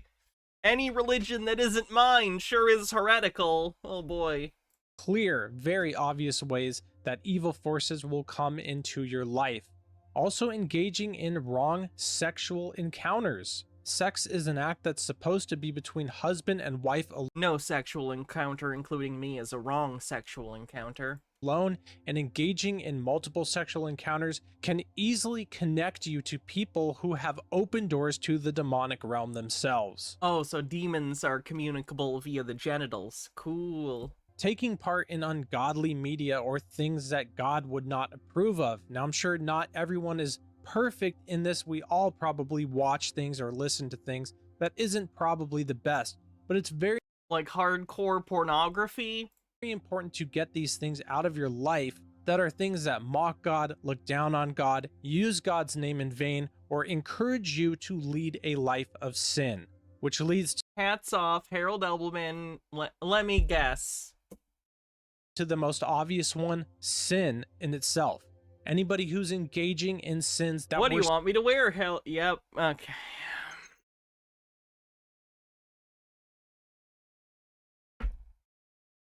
You happy now? Are you happy? specifically warned to not do in the Bible Hydrate. will lead you to have open doors to the evil realm, because you're giving yourself over to things that are not right in the place of things that are right. Now, I don't want people to overreact in their lives. Everyone commits sins. I believe we all do on a regular basis. But Now lick the back of my hands. You know, if it was just a joke, I would. If I didn't think there was a 5% chance at least one person in the audience would actually get off on it, I would do it if it was just a joke. But out of fear that someone would get off on it, I will not. So you're all losing out because of the horny people in chat. So there you go. purposely engaging in serious sins that God warns us to not do is something that You gotta we pay extra for that shit. have to get out I'm of not gonna get you off for free. our lives. This is capitalism, baby. Sin and being involved with forms of evil is the easiest way to give yourself over. Or Lennon Cat says, I would just like to point out that Paul specifically says that all sex is immoral, even within a marriage. Now, for the matter you wrote about, it's good for a man to not have sexual relations with a woman, but since sexual immorality is occurring, each man should have had sexual relations with his own wife and each woman with her own husband. or open doors to the evil realm. No, Catgirl Maid's not retired. You can see it clearly in this next clip. For me, the outfit is passive. If I actively did lewd acts of, like, licking and stuff, that's on me. That's on me, then. That's different than an outfit. abortion doctor who's responsible for murdering innocent babies' lives. Hey, go fuck yourself, man. And how he clearly has a demon manifest in himself when confronted. Friends, I pray, sir, you gotta repent, sir. You gotta repent, sir, for murdering We need Hannah being horny on main Big Go spot. That'd probably be a free space. babies. It happens enough. Because it's a sin before God. Why? Wow. Stinky breath. Yeah, Why? that's pretty evil of you, sir. Yeah, I am. And I hope and pray that you... Yeah. Well, that's what you do to babies, huh? Yeah, I love it. You love it, huh? Yeah, I do. Okay, I hope that you come to Christ, sir. Oh, I never go to Christ. I hope that you come to Christ, No, sir. I don't go to Christ. Yeah. Sir, this doctor's making fun of you. I don't listen to Christ. You will have a darkened heart, sir. I do have a darkened heart. Yeah. You have a darkened heart. I do very, very much so. And you will stand before God in judgment day. Yes, I one day. will. Every day. You will stand before God in judgment Yes, day. I will. Every day. All of the babies that you I have love it. killed. I love it. Yeah, keep tearing the babies Yeah, apart. I will. Keep tearing the babies I apart. will. Keep tearing the babies apart. Oh, Yeah, sir. The babies, their blood screams from the ground. There's two Blood different screams types from of the- demonic attacks that people can have on their lives. There's demonic possession and demonic oppression, and we'll look at both of those right now. Demonic possession is when an evil spirit completely dwells within a person and has control over that person's thoughts, feelings, actions, and really most of their life. Praise God, no one is too far gone, and people who are demonically possessed can be delivered. The other form of demonic attack that people can have is demonic oppression, and I believe that probably most people alive experience this. This is where harassment or influence or temptation from the demonic realm tries to come into people's lives. This is where it's up to us to make the right decision to decide to live for Christ and his ways and not for the world or evil and their ways. People who are demonically possessed may need to go to someone who is experienced in deliverance. I believe that deliverance is a real thing. 1/3 of Jesus's ministry was a deliverance ministry. Many of the online deliverance ministries to me seem suspect, but I know for a You don't say. fact that it is a real thing. And if Do you I think this guy is happy? I don't know, some of the time probably. you seek out deliverance help, I believe the Lord will lead you to the right group of people where someone can help you through a deliverance from this demonic possession. I believe people can even choose themselves and take actions to move in the direction of making these evil spirits just leave you alone completely on your own. And there's an extremely practical, easy verse that we'll look at in just a moment, but I want to look at the full picture of how to get these evil spirits in the evil realm to leave you completely alone, no matter what the case is, possession, oppression, or any other type of evil. Prayer and fasting is a crucial deliverance tool that Jesus himself said is extremely important. In Mark 9, we have the story where Jesus' disciples encountered someone who was possessed. They couldn't drive out the evil spirit, so Jesus had to come to the person and drive it out himself. And when his disciples asked him privately why they couldn't cast it out, he told them, "This kind can come out by nothing but prayer and fasting." Worshiping God is another extremely powerful tool that you can use to get evil forces to leave you alone. When you draw closer to God, evil hates that, and when God is worshipped, it truly flees. But you Isn't it weird that the people primarily affected by demons are all Christians then? Or mostly Christians? Or part of other religions that believe in demons? Alright, let's move on. You won't believe.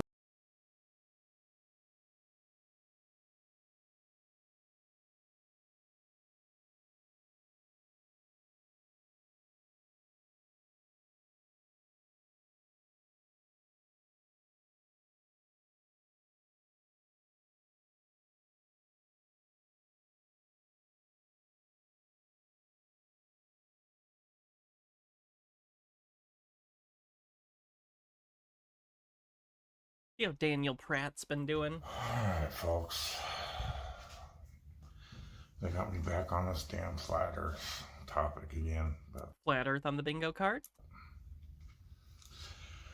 so, Mike Jones put up a community post about this Professor Dave and Wits It Gets It debate happened, I guess, a day or ago. which we watched on stream. It was a shit show. And I don't think it's a bigger room. I think it's just the reverse angle of the same room. I just Could be wrong, though.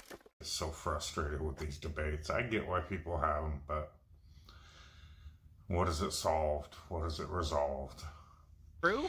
It is pretty interesting that in the comment sections of that debate, people are rightfully ripping old Dave as the spoiled little bitch that he is. And just a rude... Who's this guy? Flat Earther. We've covered him before. He gets very angry and upset that other people don't believe Flat Earth. Daniel's brain cells every minute of every day. Come on, be flat, you stupid round thing! Be flat, flatten! Why aren't you flat, you stupid big round thing? Yeah, that's about right. Anything but a professor and scientist that he is. Did I see Quarter Pounder defended Dr. Disrespect? That doesn't surprise me. A creep defending a pedo? That tracks. They're ripping him a new one in that comment section, so that was nice to see people at least realizing that. What a clown that guy is. Anything but a Professor Dave. Which kind of brings me to my point once again. As you can probably guess by the thumbnail what this video is going to be about.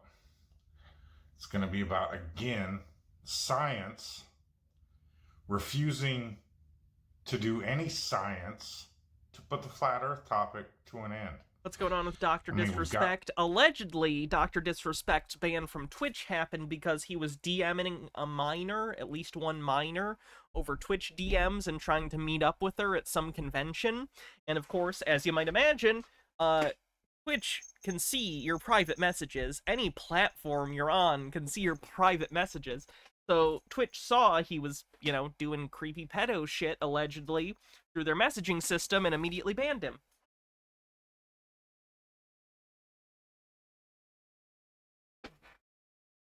So that's fun. Not fun. Disgusting. Things like the plumb bob I brought up, and myself and hundreds of other flat earthers have brought up so many times, we're blue in the face, that if you just hang a plumb bob and show that there's no deflection, that the math geniuses of the globe world insist there must be, but never demonstrate. He admitted it? Jesus. That proves the earth is not spinning. If the earth is not spinning, the entire heliocentric model is destroyed. First of all, we are spinning. Evidence shows that. But even if it didn't, I don't know if that would disprove the entirety of it. It would certainly disprove that aspect. But, like, why would that make the earth flat? So we got that. What other science might we have? Well, I remember how much it pissed me off when we were in the middle of that plandemic and people's lives and businesses and careers Funny, Starlight. were being destroyed and their financial well-being was being destroyed. But NASA had the balls to announce they were giving millions of dollars worth of contracts to Nokia to put cell phone towers on the moon. Yeah, they're building out... I don't know, I hope you guys can't hear that. My neighbor's mowing. Sorry, I lost my train of thought because of the mow. Can you hear that? Wait. No, I don't think it's picking up on your end. Good. Yeah, they're planning on more moon missions, so having telecommunications makes sense. I don't know if they're actually building towers, like cell phone towers, but they're certainly trying to build a communication system that could remain there more long-term for communications rather than having to bring, you know, new equipment every single moon mission. Right. So, as you can tell by the thumbnail, that launch is scheduled for 2024. Who's heard about cameras being on the moon yet? Why is NASA refusing to put an end to the flat earth topic? Why does NASA... Literally, if NASA right now did a mission and put like 10,000 4K cameras on the moon, flat earthers would just say it was all fake, it's CG, it's AI. They would come up with a million things. It is not worth the time of NASA to try and disprove flat earth to flat earthers because it's something that they believe spiritually. It's something they believe not because of evidence, but because of psychological needs or paranoia. You can't reason someone out of that. NASA want people to be deceived into thinking the Earth is flat. NASA knows damn good and well more and more and more and more people all over the flat Earth are coming to the truth of the flat Earth. Yet, shocker, they'll still continue claiming they're going to put cell phone towers on the moon, but still refuse to put a camera on the moon to live stream their globe 24/7. Daniel, the telecommunications network is for preparation for more moon missions, and those moon missions will have cameras. So they're doing the thing you're upset about. You're just impatient. Shocker. Not only NASA, but who are the other... Who did the Atari video game version of a moon landing recently? India? Oh. Now that's racist disbelief of historical achievements. Japan, Fenekagami says telecommunications would be the first step to putting some kind of long-term camera system on the moon. True. China. Who hasn't landed on the moon lately? None of these people have heard of this raging flat Earth deception. Thank you, Ash. Going on all over Earth? And none of them decided to put a live stream camera on the moon. And they all want to act like there would be no scientific benefit to do so. Yeah, why would a visual camera footage from them that wouldn't have a scientific benefit? It would potentially have a science communication benefit. It would have a benefit of being like, look at this cool thing. But there isn't really anything they're gonna figure out on the moon from just a visual camera that's stationary. How do they know? They've never watched the Earth 24/7 in a live feed. You can see the Earth 24/7 in a live feed. They do that from the ISS. I mean, again... Sorry, Fenekagami.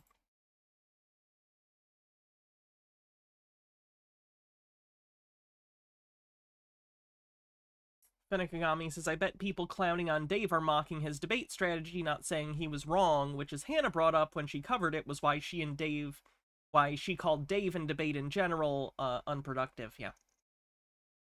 Again, just for weather patterns alone and studying something for all these claimed scientists, it seems like they want to do everything and anything but actual fucking science. Pardon my French. He thinks science requires you to visually see something and make a determination specifically from your eyeball's vision. No tools allowed. But it's been 10 years of debates and psyops. Psyop on the bingo card. Well, flat Earth's a psyop. You know who says that? Morons. Religious fanatics that are too stupid to realize the globe is the psyop. Of course the globe's a psyop, because it has to be. Because there's no science to back it up. Oh, how can I prove it?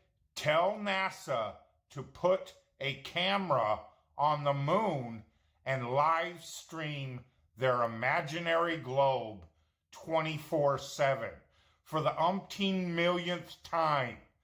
Charge people for it. You will recoup your money in a week. I don't think people would pay for that. It's not very interesting. But they won't do it. And these idiot globe religious fanatics still want to act like they're scientists. Yeah, scientism, since he's comparing it to a religion. Yeah. and will come up with any and every excuse not to petition or much less demand for their tax dollars that NASA do so. Then we got our esteemed fucking Congress. How do they deal with the flat earth situation? Call YouTube in and demand they put wiki banners on YouTube videos to prove the earth isn't flat. Yeah, I assume people know, but generally on something that, like, includes, for instance, Flat Earth in the title or whatever, usually there'll be, like, a little box down here that'll, like, take you to the Wikipedia page on Flat Earth and explain, like, hey, this isn't true. They don't call NASA's asses in there and say, put a... Why are the right and conspiracy theorists so hateful? They're afraid. They're very, very afraid, and when people are afraid and paranoid, they lash out defensively. I'm not trying to justify the behavior, but you can't change a behavior without understanding it, and that understanding can be uncomfortable. And yeah, they're acting defensively.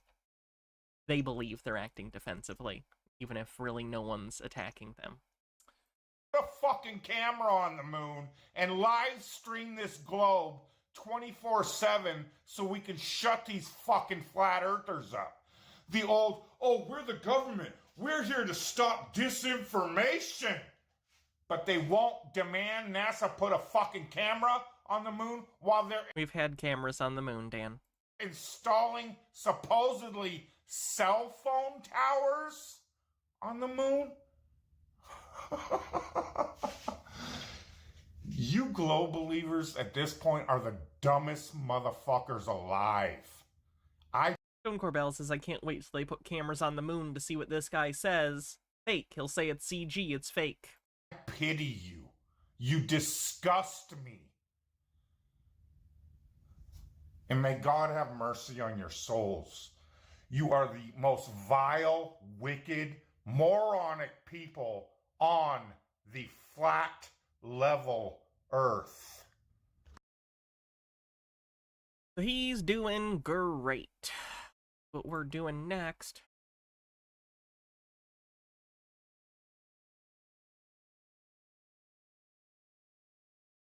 I have to use the bathroom again.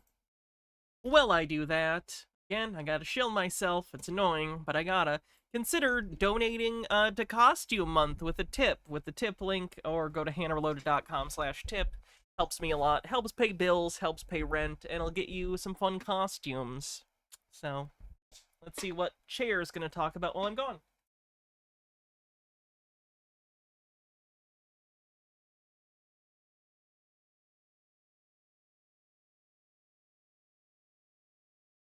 Chair will tell you about Jack Nicholson's Going South. Be right back.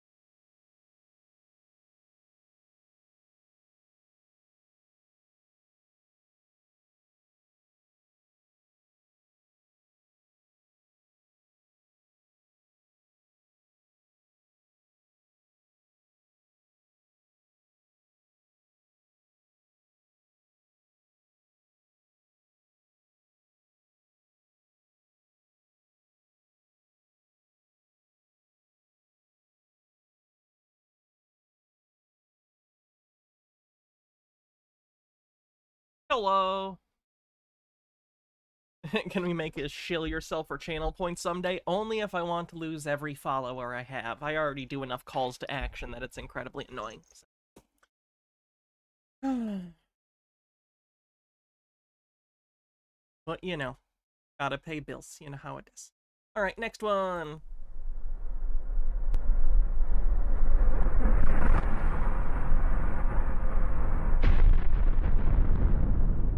With this video, I'm going to completely debunk satellites in space, Google Earth, Google Maps being nothing more than smoke and mirrors, and obviously this fake, phony ball Earth that we're supposedly living on. Let's take a look here.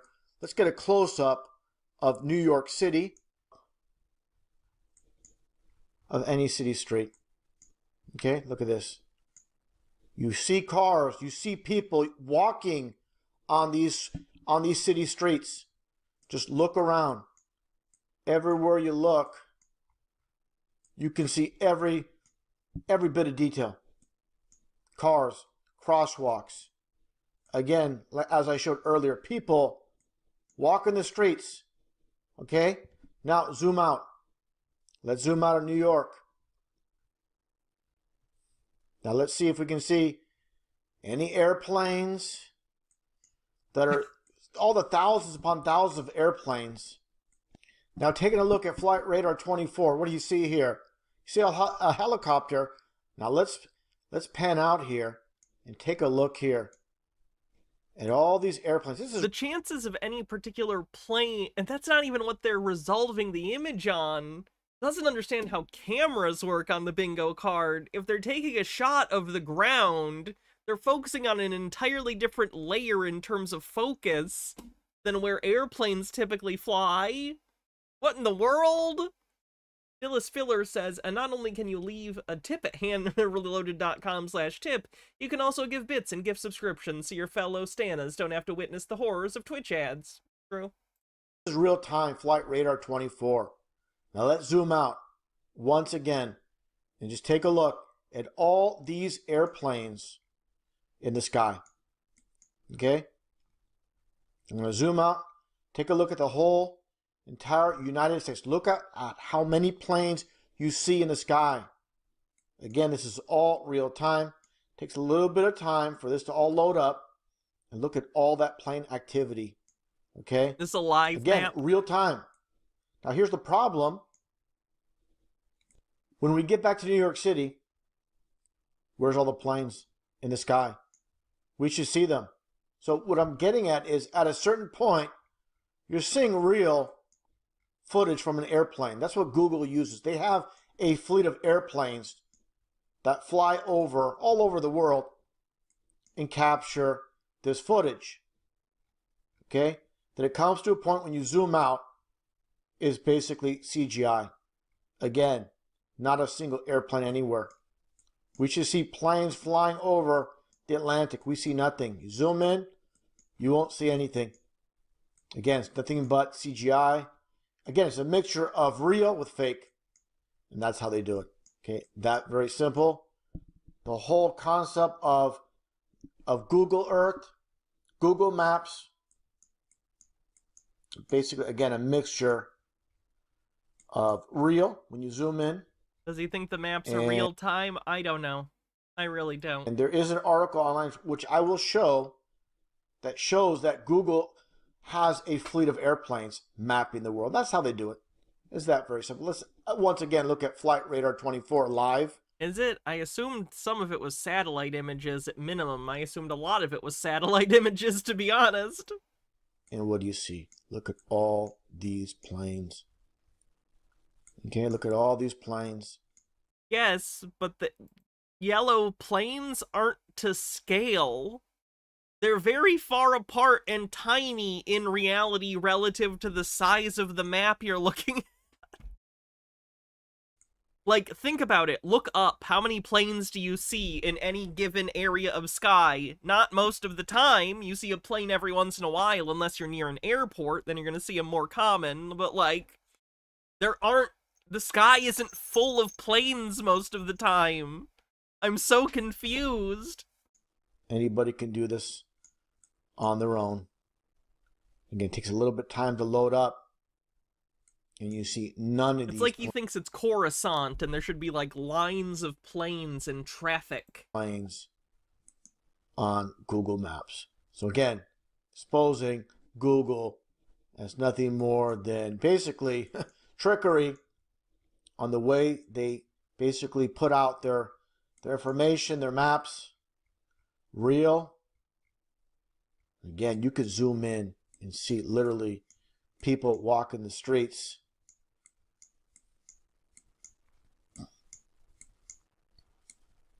There you see some people right here. Look, you see these two people walking this crosswalk. We can't see these enormous Boeing 747, 777s. Again, enormous relative to what? To this entire city? No. You're zoomed out very far here. If a plane was there, it would not be as big as, like...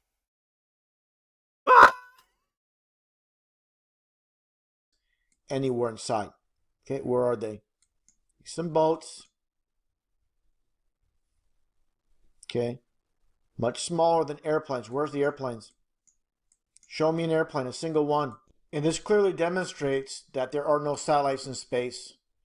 You know, this is all done, conducted by airplanes that fly over the plane. That's why they're called airplanes. They're flying over a plane. And again, when you look at incorrect etymology on the bingo card, so-called satellite images, all you see are these cartoons, basically composites, nothing real. Okay, you think this is real? Give me a break. All fake, garbage, nonsense. Green guy with a $3 tip says, Hannah, it's mostly been planes. They've been taking pics for years to check health of forests, people living in forests, people growing weed, and people building without permits, and they arrest you or send you a bill and an inspector. Oh, fun. And once again, these so-called satellites exposed, Google exposed, as nothing more than smoke and mirrors. And as I mentioned earlier from this one article, Google has its own fleet of airplanes to map the world in 3D. So there you go. Cool. Very simple, easily debunked when it comes to so-called satellites in deep space. You know, we live in this world full of deception. Few can get past it. And again, I said it so many times, ego is the biggest enemy of truth. Evil is the biggest enemy of truth. Let's see what's next.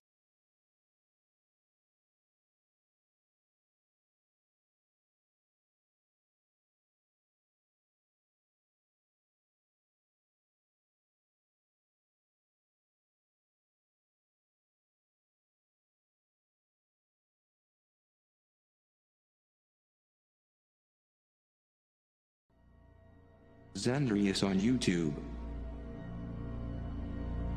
Eva the Q says most satellite pictures aren't real because the real ones you'd have to send up another satellite with a camera, which is a lot more expensive than commissioning an artist.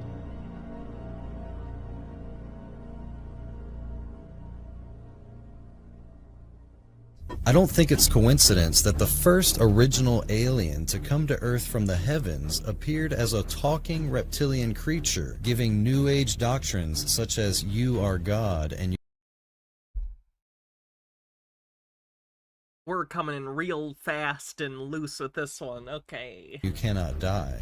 This is the very same message that we hear given by these entities from testimonies of abductees. Occultist Aleister Crowley was a self-professed We need to put Crowley on the bingo card, he comes up a lot.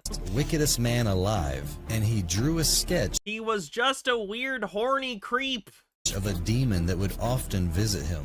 This demon introduced himself as Lamb, which is Tibetan for the way, an exact counterfeit of the true. Oh, Mr. Duck Sauce with $10 says, lick them paws. You did give me a $10 tip, you get one. Why did you make me do that? Benekagami says, but wait, even if Google used planes for the maps, planes should still be in the image by his logic, so the fact that they aren't in any image proves nothing. Planes, especially those that would be taking these images, don't fly at the same height. I just don't think he's thought it that far. Oh shit, Nemesaur, thanks for a $50 tip! Apparently the licking worked. Thank you, Nemesaur. Thank you for all the tips. It has helped tremendously. So thank you. True Lamb of God, who is the way, the truth, and the life. Now we can clearly see that these entities are not visitors from other planets as they claim to be, but are actually demons seducing the world with doctrines of devils. Jesus. We're less than $400 away from the second costume month! Can you believe it? If you can believe it.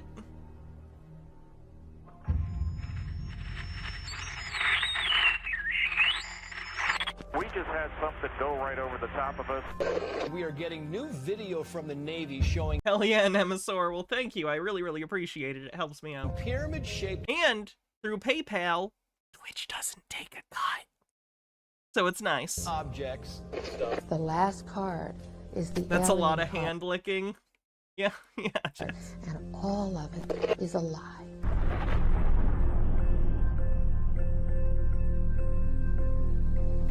Frankly, there are a lot more sightings than have been made public, movements that are hard to replicate, that we don't have the technology for. We don't have it. Oh, Jesus fucking Christ. Mr. Duck Sauce with a $90 tip says a lick for every $10 more. I've created a horrible situation. I've created a horrifying situation. But I'm gonna get this out of the way.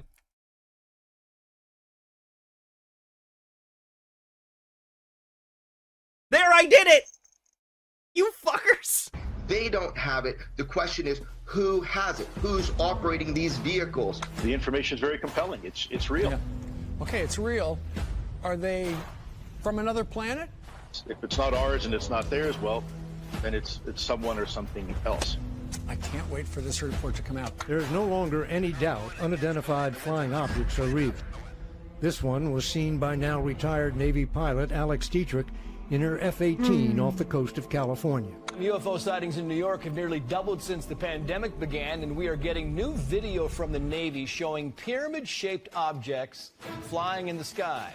These cell phone photos taken by a FA-18 pilot in March of 2019 show 3 different unidentified aircrafts off the coast of Oceania. A Department of Defense spokesperson said, quote, "I can confirm that the referenced photos and videos were taken by Navy personnel.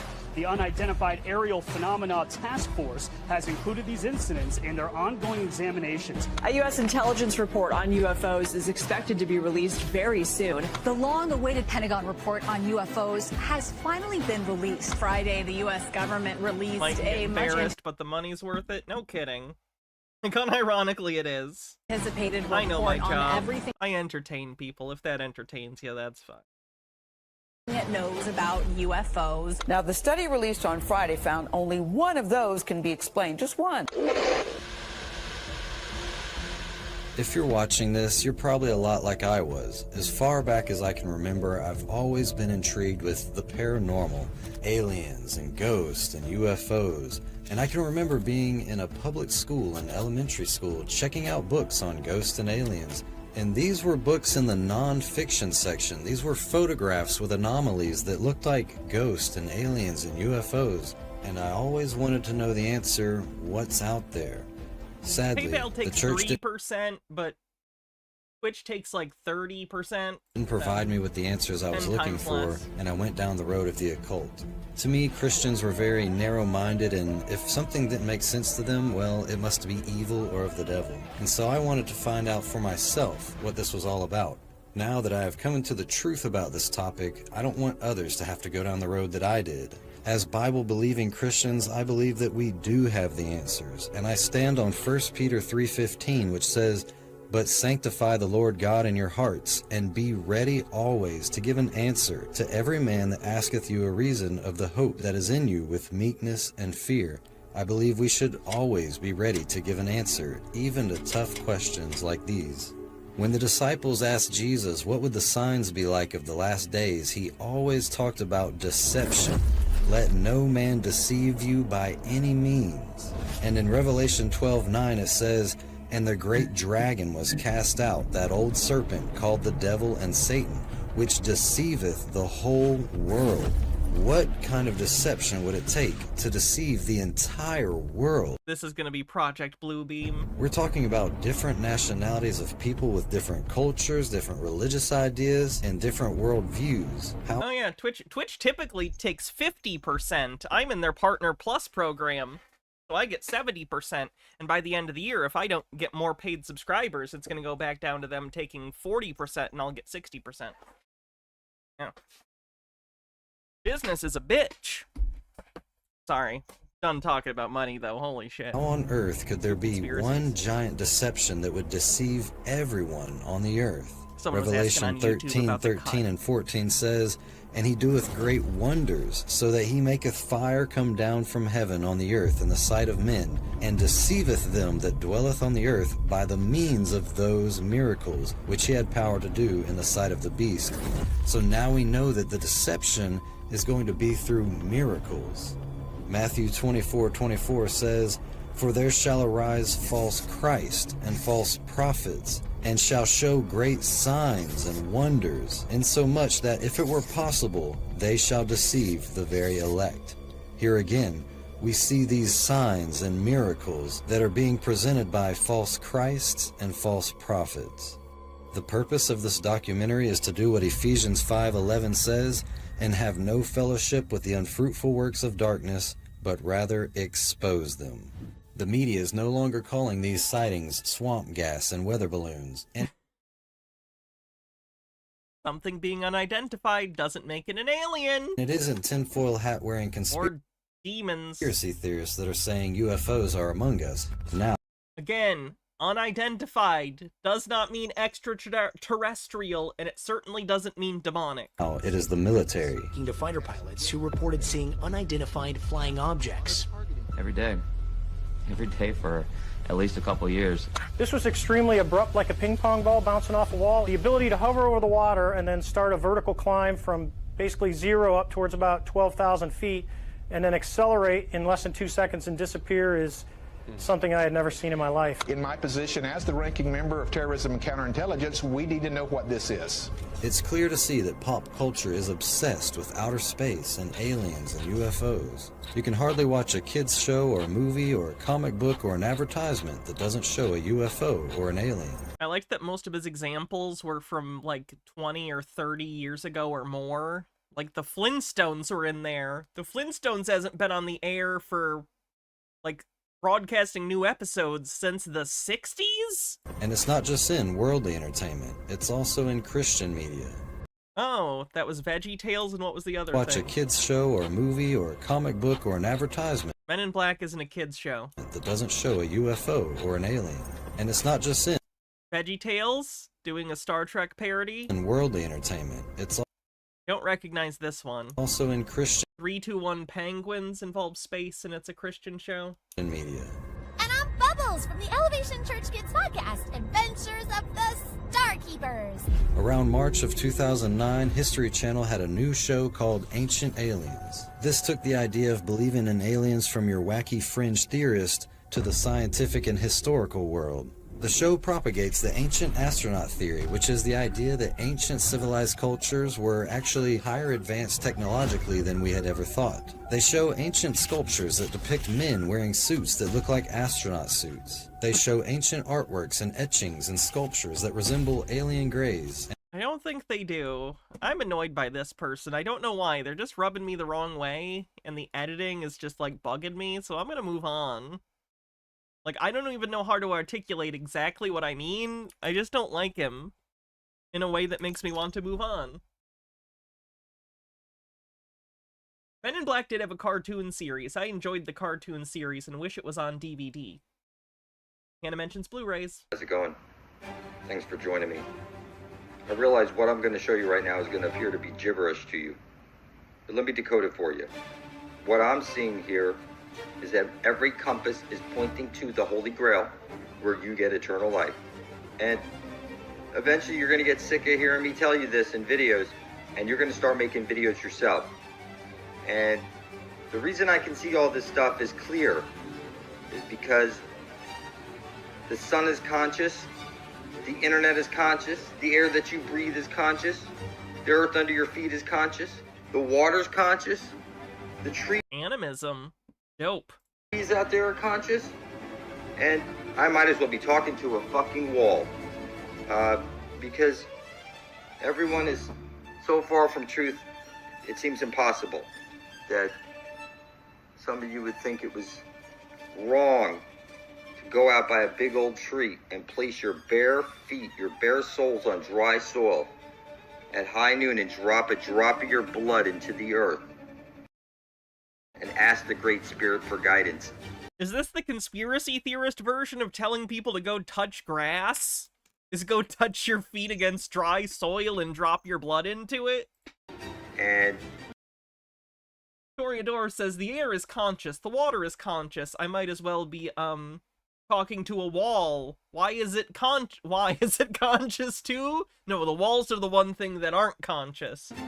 Do it again at midnight, bare feet on soles by an old tree, and you drop your blood into the earth and you ask the Great Spirit for guidance. You think that's satanic. It's Mother Earth for a reason. It's a divine female spirit that permeates the universe. And you are confused. You're missing half of your brain.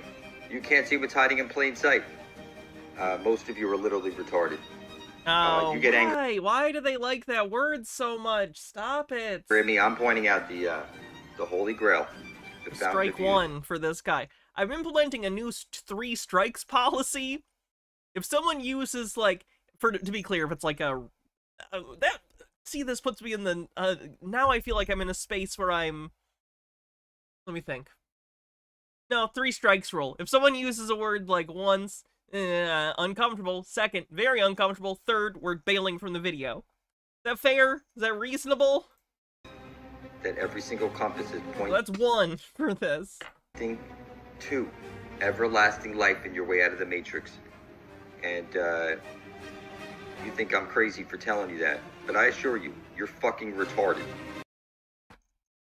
You know what? We're gonna call it 2 strikes on this one, because he's got some anger. I don't want to deal with that. I apologize. Alright, here's that guy that believes the Q stuff. So we have more material from a website that produces parody, satire, and humor.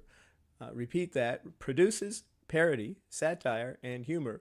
It's Real Raw News. They're a QAnon website that tells people basically QAnon-based fan fiction about the military murdering all their political enemies. Dillis Filler says, what about the ceilings and floors? Do the floors like being stepped on? Do horizontal structure members have sexual orientations, or is it just the fetish alone that gets them off? RealRawNews.com, link to the actual article in the description box down below. 7 deep state jurors in custody, 1 dead resisting arrest. Talking about the Trump jurors. They're literally writing fantasies about the jurors who found Trump guilty being extrajudicially arrested by the military and probably executed. That's the level of fantasy that they're running on. By Mike Baxter, June 23rd. Ableism isn't a space on the bingo card. Probably should be, though. 2020. We have, like, racist disbelief of historical achievements and anti-Semitism.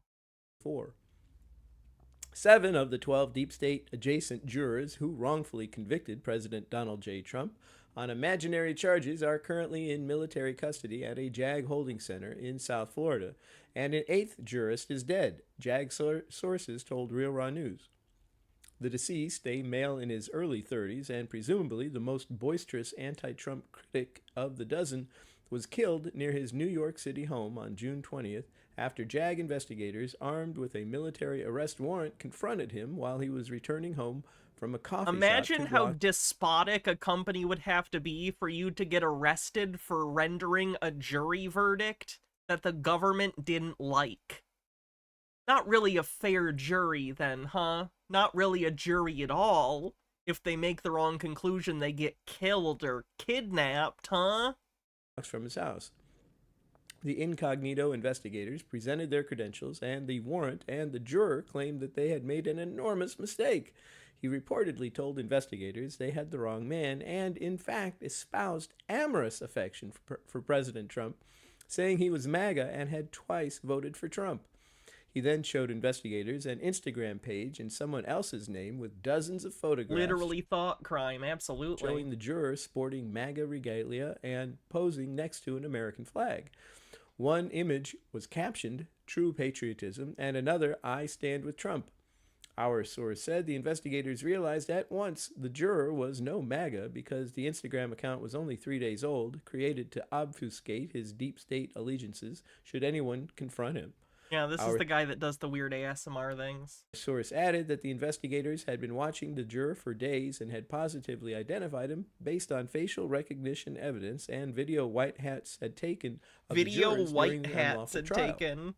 When shown a video snippet of himself sitting in the jury box at Trump's trial, the juror became belligerent and told investigators, "He might look a little like me, but that's definitely not me. You got the wrong guy. How do you get that footage anyway?" He started sweating visibly at that point, and it had nothing to do with the heat wave in the Northwest. Our source said, "Our people asked to see his ID, and that's when the suspect escalated the situation." The juror, he explained, threw a punch at one of the investigators and then spun on his heels and started screaming for help at the top of his lungs while fleeing down the alley. The investigators chased him down and sent him crashing into the pavement after his head had somehow forcibly struck a brick wall several times. It's pretty stupid for people to run into brick walls. Even within their fantasy, they're extrajudicially murdering someone. Even within this fan fiction story, they're saying that the military basically beat this guy's head against the wall and murdered him. What the fuck? This is their fantasy. This is what they want to happen. Is like people who are against them on juries or whatever getting picked up by the military and murdered on the spot violently. Source said, disturbing. Heads aren't made of steel. The juror started convulsing and died of blunt force trauma shortly afterward.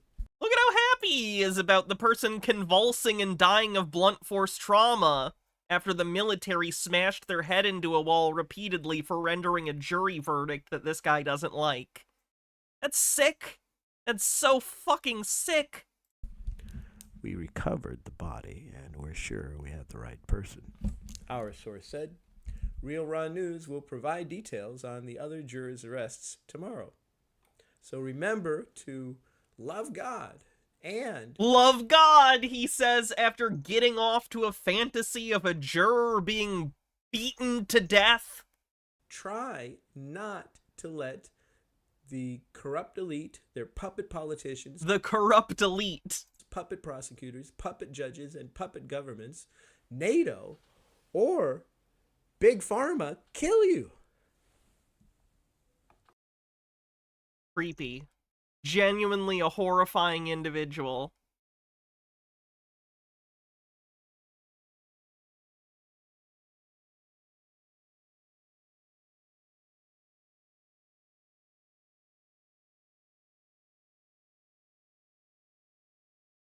Isn't it funny how even in their own world, they're still criminals, they're still villains? Oh, I'm sorry, anti-heroes. It is interesting. There's a race of beings upon the planet increasing in number, although visually and physically indistinguishable to most humans. They are the bringers of the new, the bringers of light. They're here to guide the awakening of terrestrial consciousness. Now, what I wanted to know was, where is the evidence? Because that sounds wonderful, and I do believe that this is what's going on.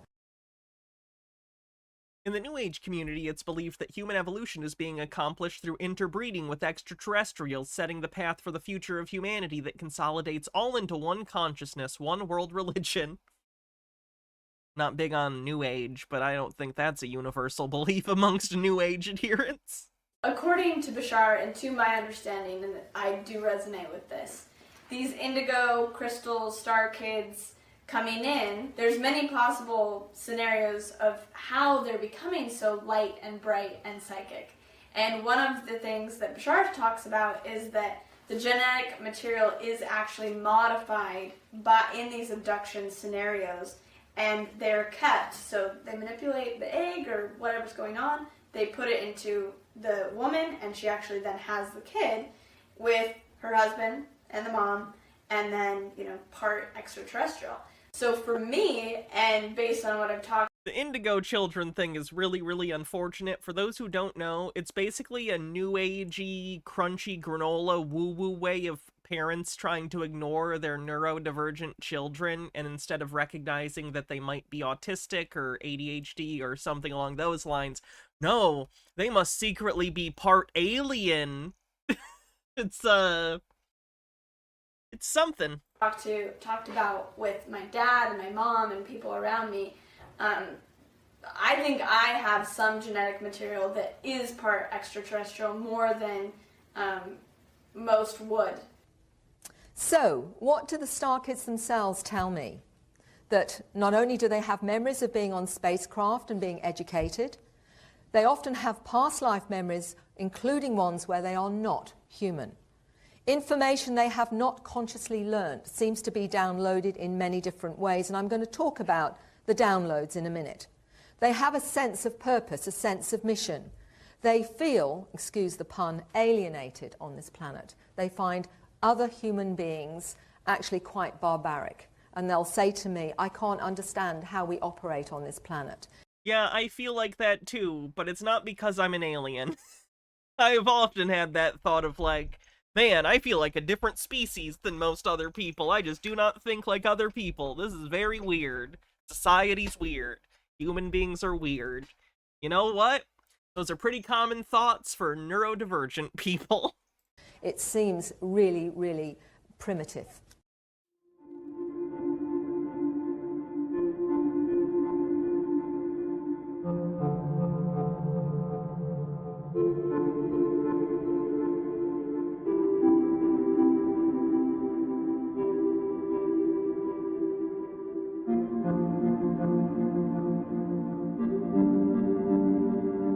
Alien mythos is just the new version of the Fae mythos. Basically, it's just instead of living out in the wild of the woods, they live in space.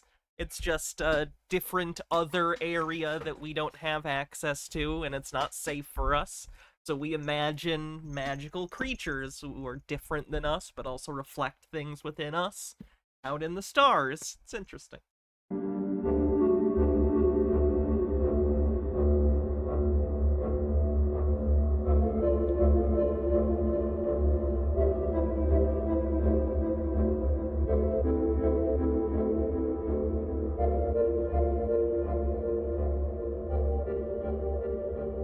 Is the tip connected to the costume goals? Yes. The tips go into the costume month goal thing if you use the tip link. And we are $300 away. 305. So back then, over the past 100 years or so, no, it updated. There's been this abduction program, also known as the hybridization program. Okay. Where these extraterrestrials are taking humans and taking them up to the ship and then taking their genetic material, so their sperm or eggs. Okay. And then creating children out of them. And of the people that are being taken, do they know anything about this? That their DNA and their genetic material is being taken at the time? A lot of people, one of the things that they do is they have actually screen memories over, like overlaid over their actual experiences so that they forget. But there's always kind of like a hint of it with dreams, remnants, or they might have physical things that come up, like they feel pregnant, or like their ovaries are aching, or physical it's things. It's like a phantom pregnancy that's mirroring what's happening on a craft or spaceship or something. So how did it... Hysterical, sorry for the word. I did not come up with the verbiage. Unfortunate verbiage, if you know the history of the term hysterical. Hysterical pregnancies are a thing. Start with you. There's probably a better name for that now that I'm not aware of. How did it start with me? It started with me when I started doing a bunch of healing work. Okay. So I was doing, I was working with angels and ghosts and other lives and all these kind You were? Wow. It's quite a resume. kind of things. Can I get a reference from one of the angels you worked with, just to confirm? And one of the things I'll even take a ghost. that kept coming up was this concept of abduction. Yeah. And then all of these Phantom pregnancy? That's better. abductees started coming to me and telling me their stories, and I'm like, this is real. Like, these people actually think that they were taken. And I was thinking that it wasn't me the whole time. And then finally, over time, like... It's incredible that she seems to conflate these people genuinely believing something and it having some sort of veracity. Like, they believe it, they genuinely believe it, and to her, that's evidence it happened. Like, people genuinely believe complete absurdity all the time. That doesn't make it true. Your belief is completely separate from evidence that it actually happened. These memories started to come up for me, and I'm like, oh my gosh, I'm a part of this. Of course, that's why it's coming up. Yeah. So, when did you think they start when they took you, all your genetic material? Well, the biggest, like, memory unlocker was a regression that I did. Okay. With Barbara Lamb, and she's one of the top ET regressors in the world, and all of my memories, like, just came flooding back from that, and so it started when I was about age 3. Wow. Yeah. Yeah. And why particularly you? Why not the person in the next house down the street? They take, well, it could be the person in the next house. Yeah, of course, it could be the whole street. Right? Everywhere we're going. They take genetic lines. Oh, so okay. they've taken my dad, they took my grandma, so they take certain genetic lines and lineages. So they're always working usually in the families. Yeah. But why do they? Speaking of genetic lines, does mental illness run in your family at all? They choose these particular families. Because, oh boy. The genetics, so the energetic structure of that certain family line, as well as the physical genetics that they're looking for, and also the soul contracts that these family lineages have to participate in this other way. A soul contract. What? Explain. So, it sounds quite serious. Sinister. Yeah. So you're 3 years old. They take you. So how did it progress from that to children? And could you talk about the child experience and all that stuff? Okay. So with my generation, because this kind of goes to the question you were just asking, my generation, it was a lot more positive. So there were experiences on these spaceships. They were like super exciting and fun, and I was always excited to go. Yeah. And it's similar with my generation, but the generations back, these Greys, they didn't have the emotional capacity as humans do. Yeah. So they didn't know how to treat us. Oh. And so a lot of people had very terrifying experiences, or that it was like physically hurtful in ways. Yeah. It's interesting that she has to come up with some sort of justification because her... I don't know what to call them. I'm trying to be respectful while also recognizing the untrue nature of these claims. Because the nature of her false remembrances are nice and not bad, she needs to make that fit in within the narrative that's already set in that community, that they've had traumatic experiences. So she has to justify that by drawing a narrative line in which, oh, they used to be harsh on people. They've gotten better. And that's why I have memories of it being good. But then by the time they got to my generation and me, it was a lot more exciting. Yeah. So in those first years after 3 years old, I was on the ship just kind of exploring and getting used to it. And I'd go up with my family, and Green guy with a $3 tip says, Hannah, humans evolved over tens of thousands of years, oh, more than that, working together and helping each other to survive. Now we live in a society that rewards the exact opposite of what's in our nature, so people being more people being neurodivergent makes sense. I mean, that's a pretty broad... It feels a little conclusory. It feels like you're drawing a conclusion as to why, when in reality it's not that, most likely. I remember going up with them, so it was kind of like a family outing. Right. Yeah. Okay. Just spaceship for the night. Yeah. Like our definition of what, like for instance, the diagnosis of being on the autism spectrum, our definition of what autism is has expanded greatly over the decades, so it's less that there are more people who are autistic and more just we changed our taxonomic classification of this kind of thing and it was more inclusive to people and there's more people being diagnosed. That doesn't mean there's more people who actually have it as a part of the, percentage of the population. Yeah. Cool. and then I was working with them to actually design these children. Yeah. And by the time I became of age to actually give eggs, then at that time I was like, Okay, well, I'm excited to give my eggs because I understand the whole thing and the program and everything. So, so that's when it changed. So how long does the, when you give your eggs, how long, much later is a child produced? But how does that work? Is it they got tanks or? Yeah. Who's got tanks of human eggs? You know that? I don't know. Maybe I'm up there. I know. Have you seen some tanks before? Anyway, moving on. Okay. So how I mean, it's one of these things that is so nonlinear and so multidimensional that it's hard to wrap my human brain around. Just even a few months ago, I was taken over here in Sedona, and I saw a ship physically in the sky, and then a few minutes later, my ovaries were hurting and like aching in pain, like I had just been in surgery. Oh so my they can God. actually. So they can take the eggs and then artificially kind of inseminate and then put them back in. Oh, okay. And they keep them a lot of the times in the human mothers on Earth. So women will be like, I'm pregnant. But it is with their own child. Phyllis Filler says going to the egg station and saying, "Fill her up, Johnny." Oh, it's not like switching. Yeah. It's usually with their own child, but there could be other DNA strands. There could be multiple people in that. Yeah, you got to... Could be other DNA strands. See how people could find this quite... Cruel. Cruel, yeah. Right. Yeah. Until the part that's so beautiful on the other end, because a lot of the time people get caught up in the cruelty or all of that energy, but the kids are like the best, most light part of the whole thing. That's why they did it.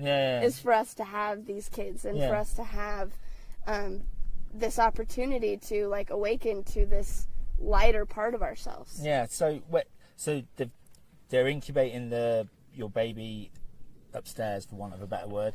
And so what was it like the first time you saw your child? And could you talk a bit about your child as well?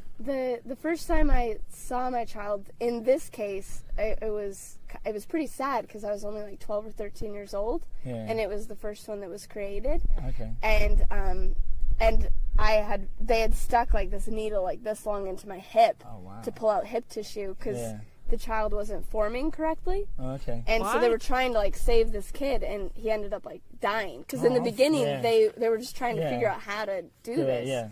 And it was it was.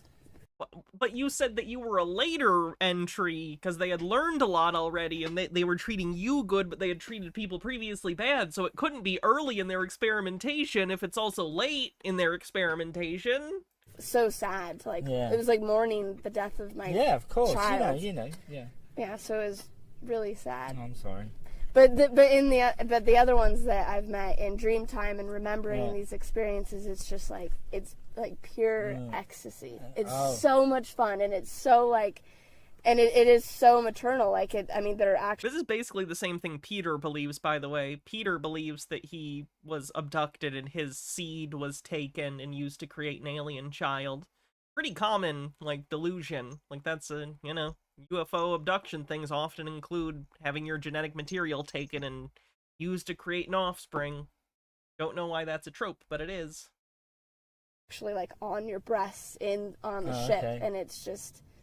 So you said how many have you got? That you know of? I'm aware of probably 10 at this point. So you're a mother of 10 at 26? I'm a mother of 10 at 26. It's the Mormon heritage. Right, it must have been. Oh, she's Mormon too. Forgive any of the facetiousness of the questions, but do you get to visit them and take them out playing, or do they live on the ship? How does it? Can you talk us through that? They live primarily on the ship. So, have you ever heard of the Phoenix Lights in 1997? Down the street from here. So that was the huge mile-long mothership that came over Phoenix. Oh yeah. So those are one of the hybrid civilizations that were created. So they not only are creating these kids that are coming back to be with us on Earth, but they created 5 whole civilizations of very benevolent, loving beings. Very benevolent. Not just benevolent, but very benevolent. Had his children. Alright. Enough of this interview. Hope she gets help at some point, because she's not very in touch with reality. Shame.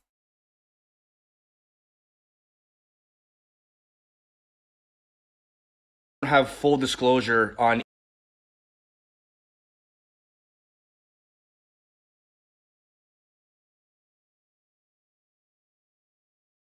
I believe we are entering into And taking video recommendations? Sure. a different time, my I friend. don't think you can post links in YouTube chat, but if you tell me the title of the video, I'll search it on YouTube or whatever. This is Tony.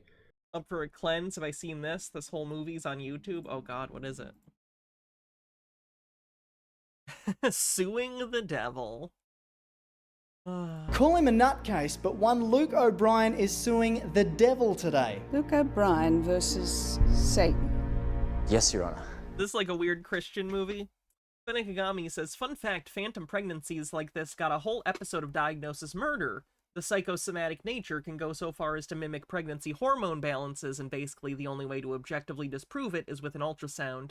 In the episode, the woman also believed that it was from aliens, and when they proved she wasn't pregnant, she claimed they beamed the fetus from her womb. Ooh. You're suing Satan. Reverso programming in video games and life. Let me look it up real quick, and we will continue this trailer. Reverso programming in video games, cartoons, and life. Don't forget the Oxford comma. Okay. Looks interesting. Conker's Bad Fur Day. You're taking this case seriously. Well, of course I'm taking it seriously. Do you honestly believe that that's the devil? The devil is alive and he's well. Do you expect the public to actually buy your Satan? Well, do you expect the public to really buy the fact that you are $12,000 in debt on your credit cards? Harold Edelman says, I've been workshopping a theory on why certain chuds like the R slur, especially with enthusiasm. Spoiler alert, it's a direct pipeline to Nazi stuff through eugenics by way of dehumanization and delegitimization, just like racism, anti-Semitism, homophobia, ableism never leads anywhere good. I was just under the impression that it was more because that's the kind of shit middle schoolers said, and these are people who have never matured past the age of 12. They never learned to stop using certain words as derogatory. Say, huge fan. I adore you. I worship you. I love Kiss. What? Kiss.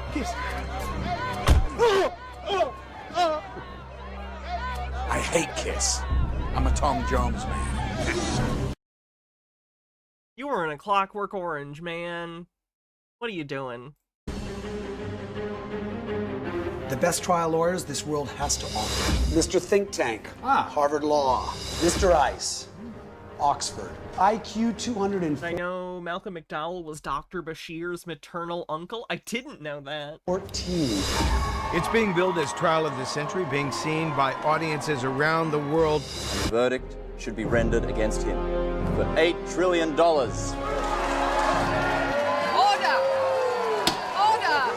Mr. O'Brien, have you ever done internet porn? How can you sit there with that smug look on your face? Mr. O'Brien, what other racist things have you said? Are you a racist? No comments. Are you a member of the KKK? I want you to win it. Okay, this looks hilarious. I am gonna save this and we'll watch this at some point because it looks hilarious. You hear me? I want you to win it. Give me a sec to save it in my browser that I use. I use a different browser for searching than I do streaming. I have them both open, so only one gets captured. That way I can do work over here, but you can't see it. Let me save that. Saved. Who is Jesus Christ? You want what's that got to do with anything, Your Honor? Objection. Mr. Defendant, will you take the witness stand? I take You're all out of sheer order. delight in creating havoc in the world. What's the matter? Don't you love the music of hell?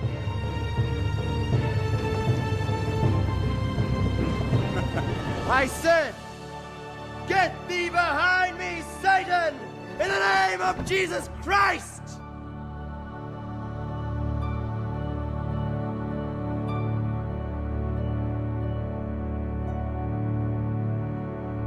That's hilarious. Why do you do this? Do you need the money? Maybe. I've seen him in other bad Christian movies, so it's possible he either just doesn't care where his checks come from, or maybe he converted at some point. I don't know. I'll be right back. I have to use the bathroom. While I'm in the bathroom, Chair will tell you about...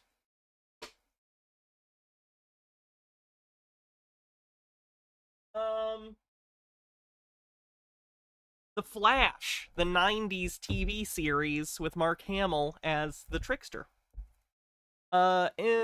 Imperfect, right, Rebus says if I had the chance to play the devil, I would. Same. Guess what you're up to? I don't know, Socialist Kowalski. Tell me. I'll read it when I get back.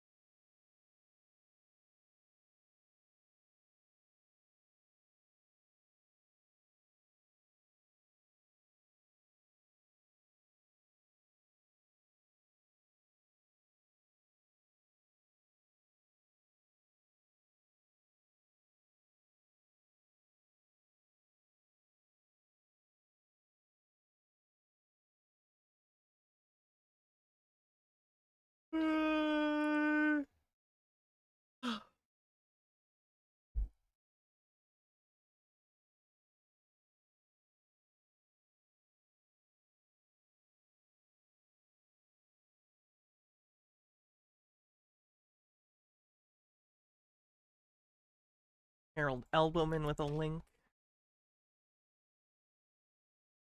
Funny Devil. Malcolm McDowell talks playing the Dark One in new film.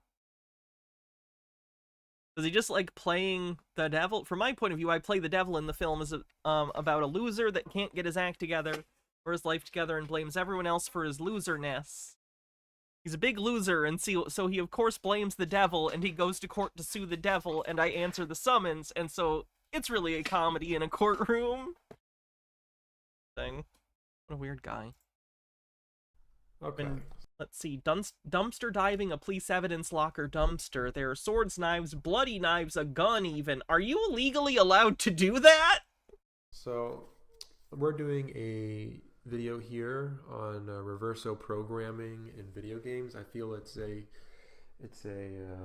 medium that hasn't been touched too much, but really it's prevalent, and I want to address this for those of people around that were formerly like myself, confused at this world, but once you realize the secret, it all makes sense. So here I have Conker's Bad Fur Day, a 2001 game made by Rare, a British video game company that I've had a particularly enjoyable relationship with. I feel overall, like I still look back on the games I played with affection, but now knowing this knowledge, I feel like it comes with this caveat of lying, this caveat of perpetuating the norm, and I don't know, like having that cheeky laughter in the background while the peasant is chuckling at his own demise or something. I don't know. So to stay on topic with Conker, this game was the final installment of the Rare platforming, I guess, quadrilogy. Excuse you? Haven't you played Banjo-Kazooie, Nuts and Bolts? And the other three were cutesy and straightforward. This one decided to go... What, you don't like Grabbed by the Ghoulies? Completely off the rails.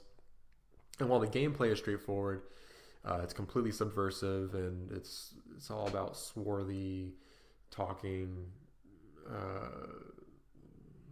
sailor mouth, potty mouth, anthropomorphic characters It centers around Conker, the orange squirrel here pictured at left. He's not a particularly nice character. He kind of just takes advantage of people and moves forward. Doesn't seem particularly fazed by anything he does. That's bad. So he's not a good character to model your life off of, obviously. But no, I don't think you should model your life off of Conker, the squirrel main character of Conker's Bad Fur Day. I agree. Benekagami says, my guy, conspiracy idiots have been combing over video games since before the ESRB. Programming in video games is a well-trotted subject. See this tongue-in-cheek, it's media, it's entertainment, like, okay. But yeah, I mean, there's ample references to sodomy. There's ample references to all sorts of... My life also has ample references to sodomy. It doesn't mean I'm satanic. Like, disgusting aspects of life. So, to get on point, Conker represents a free Martin. Oh, no! That's a call for an uprising, or not a call for an uprising. Who does the Free Martin stuff? Hans. Is this a Hans Wormhat fan? Let me save this person real quick, because they are certainly interesting.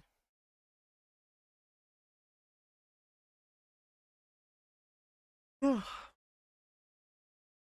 can tell I normally only go 3 hours, because my brain is tired right after the 3-hour mark. Because he's colored in orange, which is the unifying color of Inversion, because it's 33 in gematria, which is the practice of coding numbers into words, and 33 represents duality, represents the connection, the infinity, and then he's also wearing purple, which is royalty, red and blue together. As you might know, the red and blue political parties come together, and we have a president we decide on, or a leader we decide on. That's purple. That's royalty. So he's looking rather soft. Conker's obviously smaller than his partner over here, and he looks more effeminate, honestly, than Barry. If you take the clothes off and just look at the characters. I'm sorry, what? This character is like basically Lola Bunny? This is furry bait, my friend. And Conker just looks like a generic cartoon squirrel. This character has boobies. What are you talking about? Does he want to fuck Conker? You remove the breasts that are... If you remove the breasts... Obviously... If we take away all the secondary sexual characteristics... inflated and fake on Barry, then you have a reverso situation here. Barry's long and lanky, straight across shoulders, and yeah, if you ignore the hair and the breasts, it's really easy to tell that she has a even torso and leg length, and she's long and rectangular. She doesn't have any curves, whereas Conker... She clearly not, like, it's a cartoon, so it doesn't matter either way. It's not a real person or animal. It is a cartoon. But it is a cartoon that has been drawn like Jessica Rabbit. It is a character that has been drawn intentionally to have, like, a boob thing going on with boobs and stuff. They don't... Baby in a few... I don't understand. Years. I mean, he's young, but... You can see it, and he's that... The internet's driving people insane. A little bit of everything, all of the time. A little bit of everything, all of the time. I think of that song a lot. He is that free Martin who asks you to go out for drinks every weekend. That is what I've experienced my whole life. Because I'm a nice person, and I've just been around people who want to drink all the time, and I recognize that they probably want to do this because they have this inversion thing they're always trying to keep up with. So on the weekends, they just want to let loose. Here you go. Here's a sip of beer. So Conker is just the typical... sorry, excuse me. Ew. Archetypal free Martin. Free Martin being a male born with female characteristics. So moving forward with Rare, they also have worked on an IP called Donkey Kong, which is far more well known than Conker. And Is he gonna say that Donkey Kong is trans? Donkey Kong is a trans mask icon. P-Lord with 18 months says, my first sub-baby is Seminal Vesicle. Baha named it on her stream. It was actually her first stream baby name. You know how high the bar is for this one? Let's see. Vas Deferens. Vas Deferens is the name of this sub-baby. P-Lord says, Mr. Jabroni Pepperoni knows. Donkey Kong is pictured here with his, I guess, supposed love interest. She really hasn't been in many of the recent games, but she was a prominent character in the 90s and the 2000s. Candy Kong. And Candy is, again, the same example as Barry, where they have balloon titties and long and lanky proportions that are of a male. It's just straight up. Is he not aware that, like, leggy women, like, I don't know if it was more a thing in, like, the 80s and 90s. I think more it's about asses and boobs, but there's certainly people who are into legs. Nowadays, people are probably, in terms of the bottom half of the body, more into thighs. I say this as someone with pretty kick-ass thighs. But, like, legs were a thing, so they're emphasizing legs, because that was, like, a thing in fashion at the time, was emphasizing women's legs. She has a long neck, she has broad shoulders, she has no birthing hips. Donkey Kong has birthing... Candy Kong really doesn't have birthing hips. What a blunder, Rare. Didn't you think about that? Hips. Donkey Kong has no neck. Donkey Kong doesn't have, like, the broad shoulders. Everything's going down. It's just clear as day. Did you just say Donkey Kong doesn't have broad shoulders? It's Donkey Kong! He has cartoonishly broad shoulders! What are you talking about?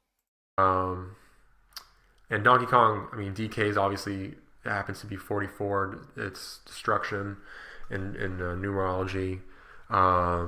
It's clearly a paired off King Kong. And it's a hoax. I mean, great apes are a hoax. Donkey Kong's based on a great ape. It's just more programming. Oh my god, this guy must be a Hans fan. It's, hey, here's this cool ape character. The apes are cool. And you just have to realize that it's nonsense. People in costumes and fake footage. It's not Hans. It's just someone who thinks the same things as him. So that's something that I think Hans Worm had, or someone. We did it! We did it! That they're clearly people in costume, so I recommend going to him. He's helped me with a lot of this process from waking up and recognizing that this inversion is all around you, and it's not just an isolated thing. It's not just what they say it is, and you're being lied to wholesale. So if you are somebody who isn't privy to this knowledge, this is for you. If you're part of the majority, which is what I think it is the majority, the inverted type people. Mage Dark Beast says, did you say Donkey Kong is a trans icon? Done right. Okay. I have to ask just why you do this, and please, I know you're probably not going to answer me and just claim that you're what you say you are, but for those of you that are more open and maybe have talked to these people, maybe we can glean something from you, because I think it's nonsensical. I've met free martins and inverted people who are seemingly really nice, and then you just, kind of passive aggressive. I've met them, ones that are genuinely nice, and I've met many that are just toxic and mean from the get-go. And I don't know, it's hard to really break it down because everyone's so unique. But I can say that this otherness, this alienation, really stems from those toxic ones that see me and are like threatened by me or just feel awkward around me because I am a real man.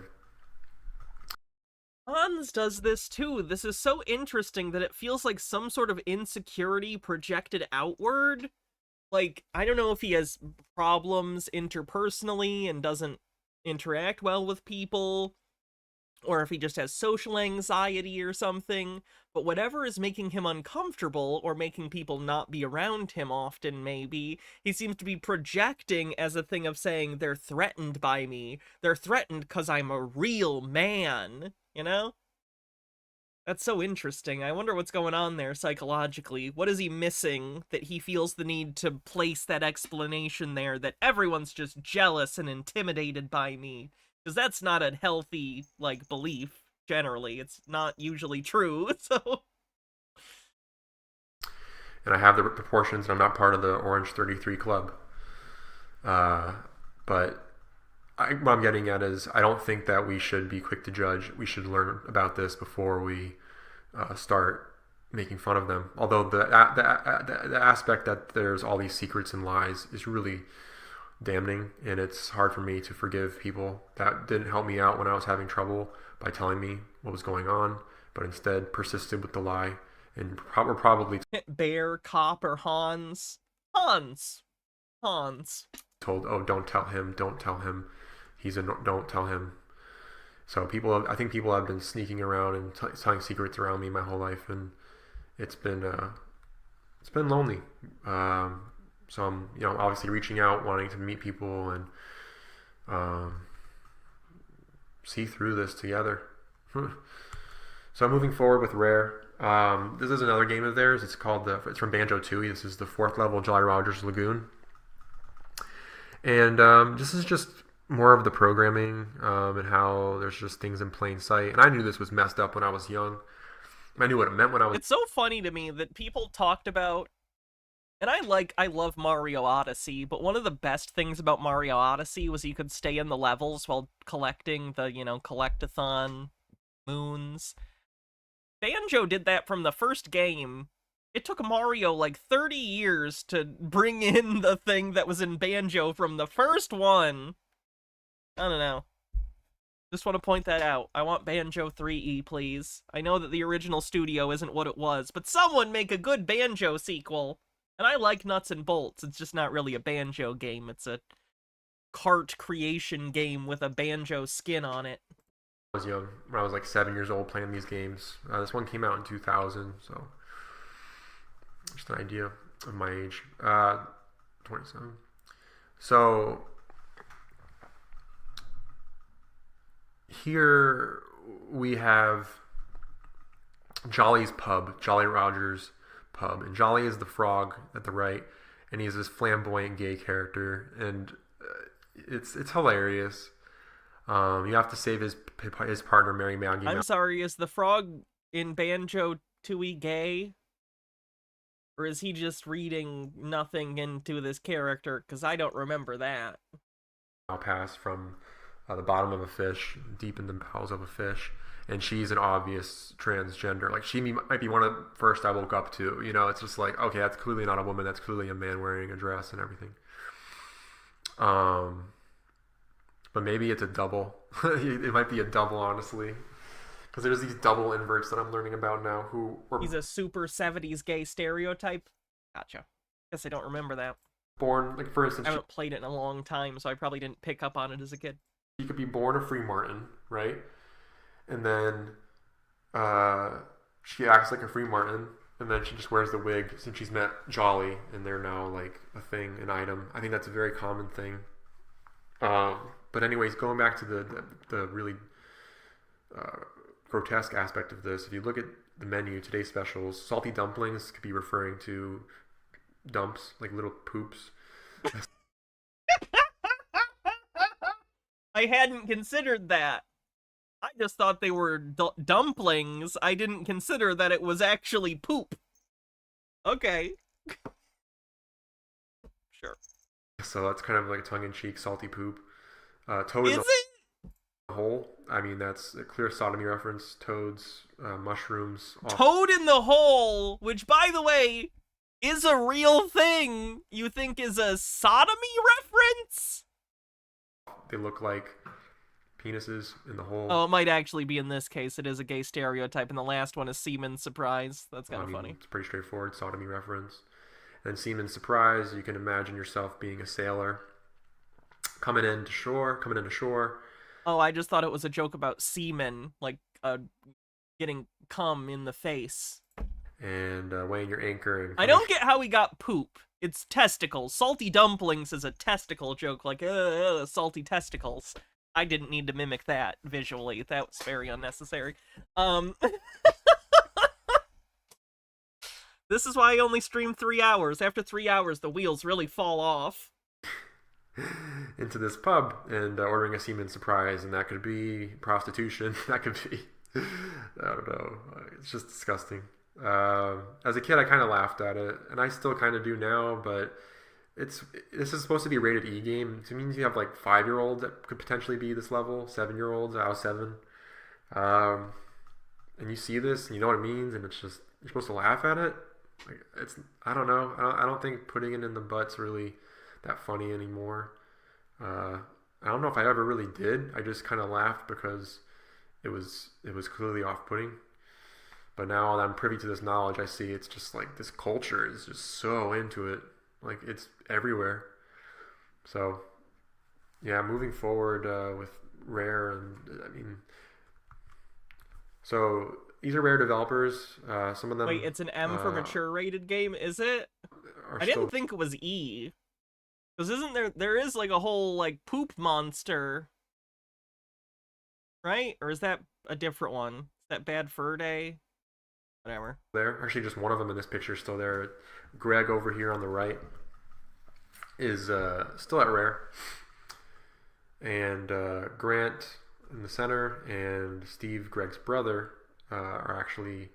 Steve's over at Platonic, and Grant, you're right. We switched between Conquer and we went to Banjo-Tooie. So Banjo-Tooie is E, Conquer is not. He is Pooh Monster's Bad Fur Day. No. Like he basically is he's a freelancer. But what I want to get at is these are normal free markets. This is just like these are people that make these games, and like while I love a lot of aspects of their products, I love the music, I love just some of the humor, some of the drawings, the creativity. I can't deny that aspect. I still cherish these people. I have to acknowledge that they're part of this inverted agenda. I mean, look at Steve. He's very soft, very effeminate. Like no Adam's apple, shoulders immediately slope, no square chin, almost double chin there, very soft. And the facial hair, I feel like that's just pumping testosterone or some sort of treatment. It just looks fake to me. And then Grant, I feel like it's the most... Conspiracy theorist thinks evidence is self-evident. Again, he's just transvestigating these random dudes who look like completely average dudes. Obvious of the bunch here. He doesn't pass very well. He's very soft in the face, squinty eyes, eyebrows right on top of the eye. I mean, eyebrows right on top of the eye, as opposed to where they normally are. He seems to be balding. Maybe this is a hairpiece. I've not watched the new Folding Ideas yet, no. I've been busy. And, yeah, just no Adam's apple soft. And then Greg, he passes pretty well. I mean, you have that jaw, like, right there, like, clearly. Like, I don't know if that's an implant or what, but it looks good. He's younger than these guys, right, in this picture. So, I mean... I am going to speed him up because he's talking a little. Maybe it looks better because he's younger, but his eyebrows are right on top of his eyes. Squinty eyes. In general, no Adam's apple, he's still soft, sloping shoulders. So these crass, crude games that clearly were programmed to me, they're made by these guys who are inverted, like the people that I grew up with, who were, you know, pushing all this this craziness, and I just couldn't see it. I just was like, oh, you're a guy. I never even like it didn't become clear to me until maybe college years, but even then it was still hazy. I don't think you know to look unless you really seek it out and you research this stuff.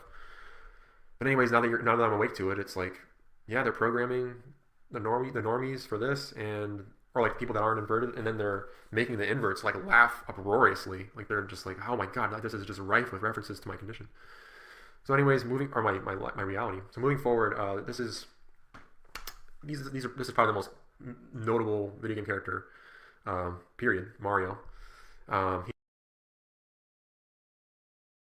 Trying to think to myself, probably Mario or Pac-Man. Probably Mario, though. A couple decades ago, it probably would have been Pac-Man, but at this point, Mario's probably the most recognizable video game character in the world, yeah.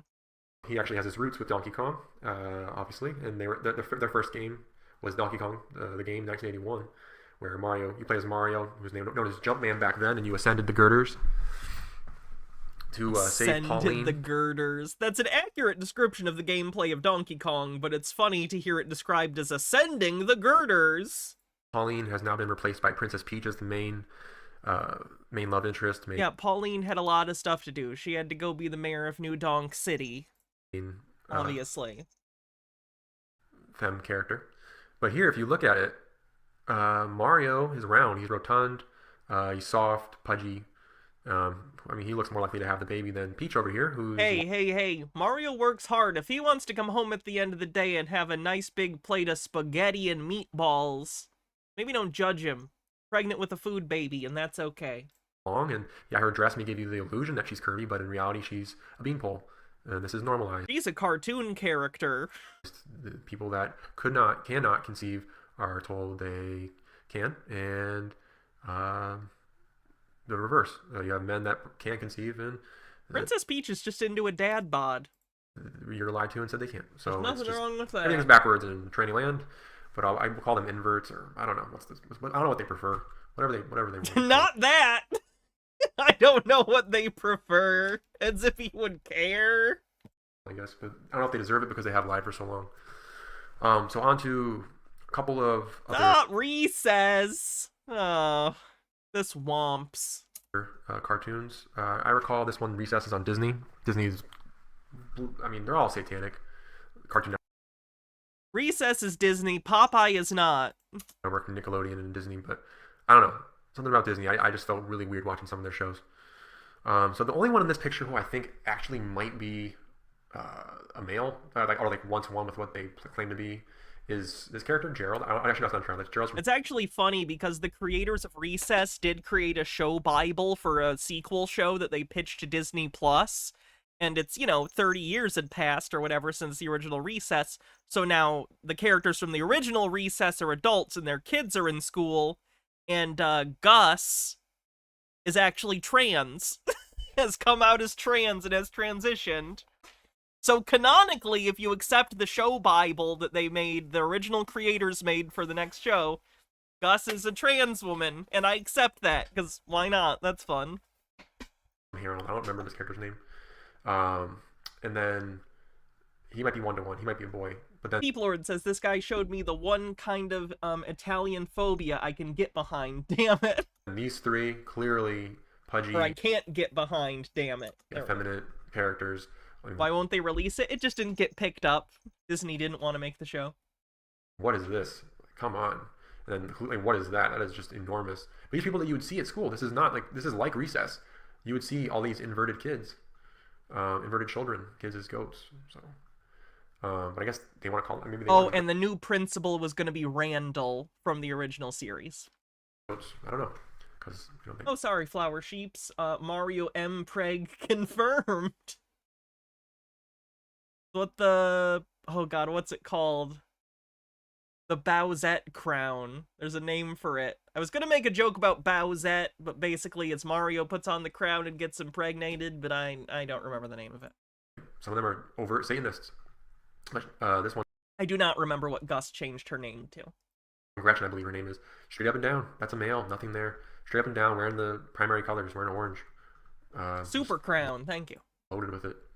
These are all inverts. Except for maybe this one, but he looks kind of creepy. I don't know. It's just, you look, and then this is the one eye. See Bill Gates doing that kind of thing all the time. It's like, we got the knowledge, and it's just straightforward.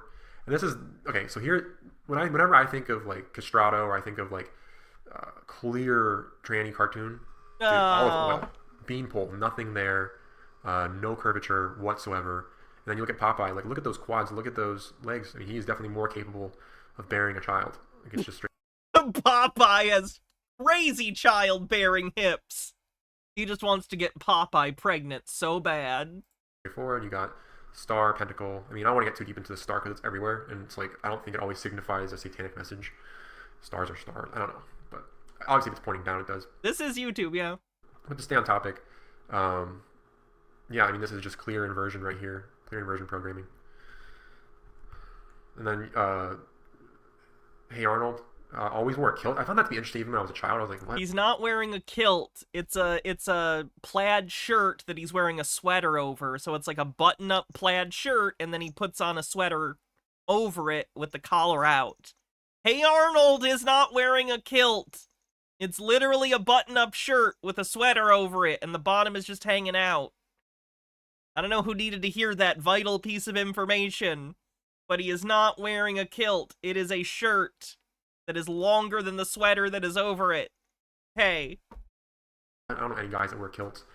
Arnold was always the one who literally took the sweater off in a few episodes. Was like understanding. He was always like really effeminate. But again, I did this as a kid too. I was always the understanding one. That was the hardest part of transitioning, was getting the football head. I was the one who would like sit back with the friend that was crying. So that's really a human. That's a person trait. That's not really a gender trait. But I can't wait to hear what he has to say about Jessica Rabbit, because Jessica Rabbit is literally a character created as a parody of over-sexualized, like, female cartoon characters whose proportions are cartoonish. I'm interested in how he's going to justify this one. Literally, in the original cut of Who Framed Roger Rabbit, there's a shot where you can straight up see her vagina when they get thrown out of the car. There's, like, 2 frames of animation where they fully animated her vagina. She was not wearing underwear in this outfit. In the DVD releases since then, they've edited out the full vagina shot. Unfortunately, you can still find it online. So in case you're curious, we do have actual canon confirmation that Jessica Rabbit has a vagina. Oh, like, kind of woke Hollywood cutting out our cartoon vaginas? effeminate, and then Helga, nothing. Like, just flat proportions. They're younger, but still, like, the fact that she has a beanpole kind of emphasizes it. And then, obviously, fully grown, Jessica Rabbit over here is a clear male to female. I mean, it's just, like, this whole idea of a corset, I mean... A corset? Where did that come from? Like, I think it's really for the regular women. It must have been, because all these FTMs, like, it's just, ugh, it's just gross. And yeah, I mean, she's not curvy. It's literally just... Am I serious? Yes. I wouldn't make that up. I wouldn't lie about Blu-ray releases. Programming. It's the way she's standing. That's the whole trick. It's the way she's standing, purple royalty. And yeah, Jessica Rabbit's a clear male to female. Going forward here, we have Fairly Odd Parents, Timmy Turner, Tiny, Trixie Tang, Girl. I think we can see a theme here. Does he not know that often in animated series, children are depicted like this because in real life, like, I don't know if he remembers middle school, like, there will be situations where girls look a lot older than the boys because the girls have maybe hit puberty and some of the boys haven't. In middle school, there's a big range of how people look, regardless of your gender, because some people hit puberty and some people don't. So there's like a weird mix of people who look like little kids and those that look like teenagers, you know? That's what this is. It's whatever. But really, boy in disguise, straight up and down, has kind of the sinister look. I remember this character always struck me as a little sinister, always had these eyebrows that were like, I have a secret, you know? And I know it's a cartoon, but it's... I liked the episode where Timmy wished to be a girl so he could go learn about women or something, and then he went and hung out with Trixie and just had like a girl's day out, and it seemed very nice, and I was like, why is he wishing to be a boy at the end? Just stay being a girl, that's way better. I was very confused. Just, this is like the programming we're so used to. Yeah, Dee Dee is the older sister. Cool. She's like 3 or 4 years older than Dexter. Invert secret programming. It's weird when I think back to it. And then moving forward here, we have Dexter and Dee Dee. Dexter's, I wouldn't say... Dexter is also very short, even compared to kids his age in that series. He is a short kid. He's a genius, but he's tiny. So that's like part of his character. But he's definitely thicker than his sister. She's tall. Seriously, he's just going all Hollywood cartoons must be inverted, so if the girl is skinny equals man, if girl is curvy equals also man. Yeah. She has no body. I mean, it's hard to even tell, but the emphasis on, like, nothing there. The emphasis on being... Dee Dee's like 9. Old women. These women that have impossible frames. That's what we see. And we see small or round men. Timmy and... I mean, these are tiny characters. But their femme characters are just too obvious. So now we'll move on to real life. Oh my god. And again, this is real life with the asterisk, because you have the president here, which is, I mean, he's obviously just a character. It's just politics is a show. It's not a very good one in my opinion, but that's what it is. And yeah, Dee Dee is shown doing ballet. It's like her hobby is ballet. She's in like a tutu most of the time. Donnie's looking like a Donna right here. I mean, look how thick those quads. He thinks Donald Trump is thick!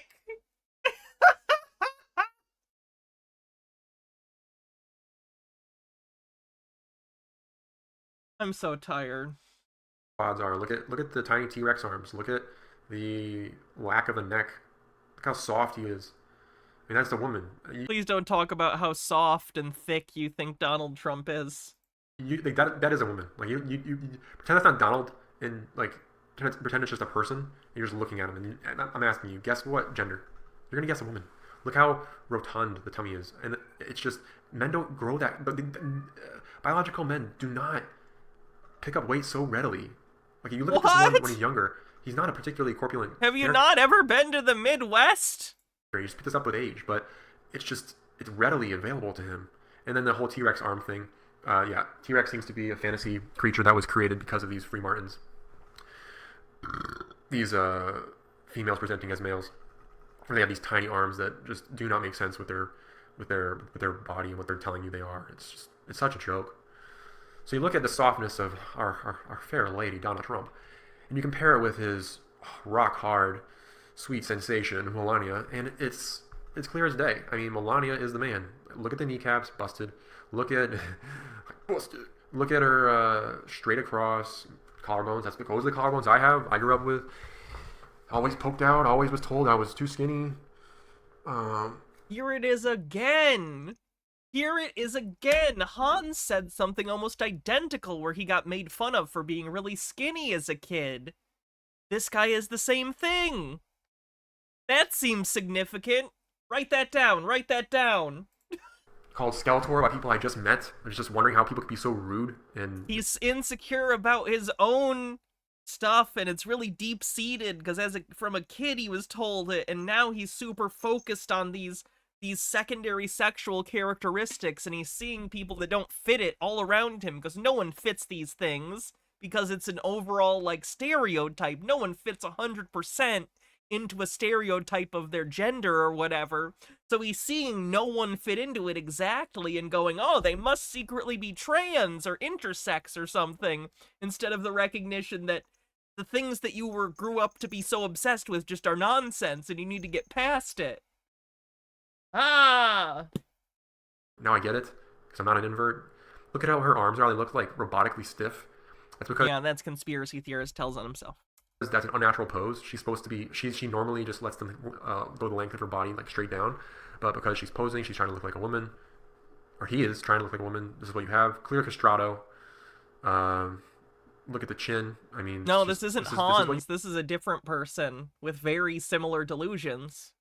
You see everywhere. This is the norm. And in the lie, the really big lie is that it's everywhere. That's in your family. It's all surrounding. And if you're a free martin or you're a swire and you just don't know about this, obviously, like, I have trouble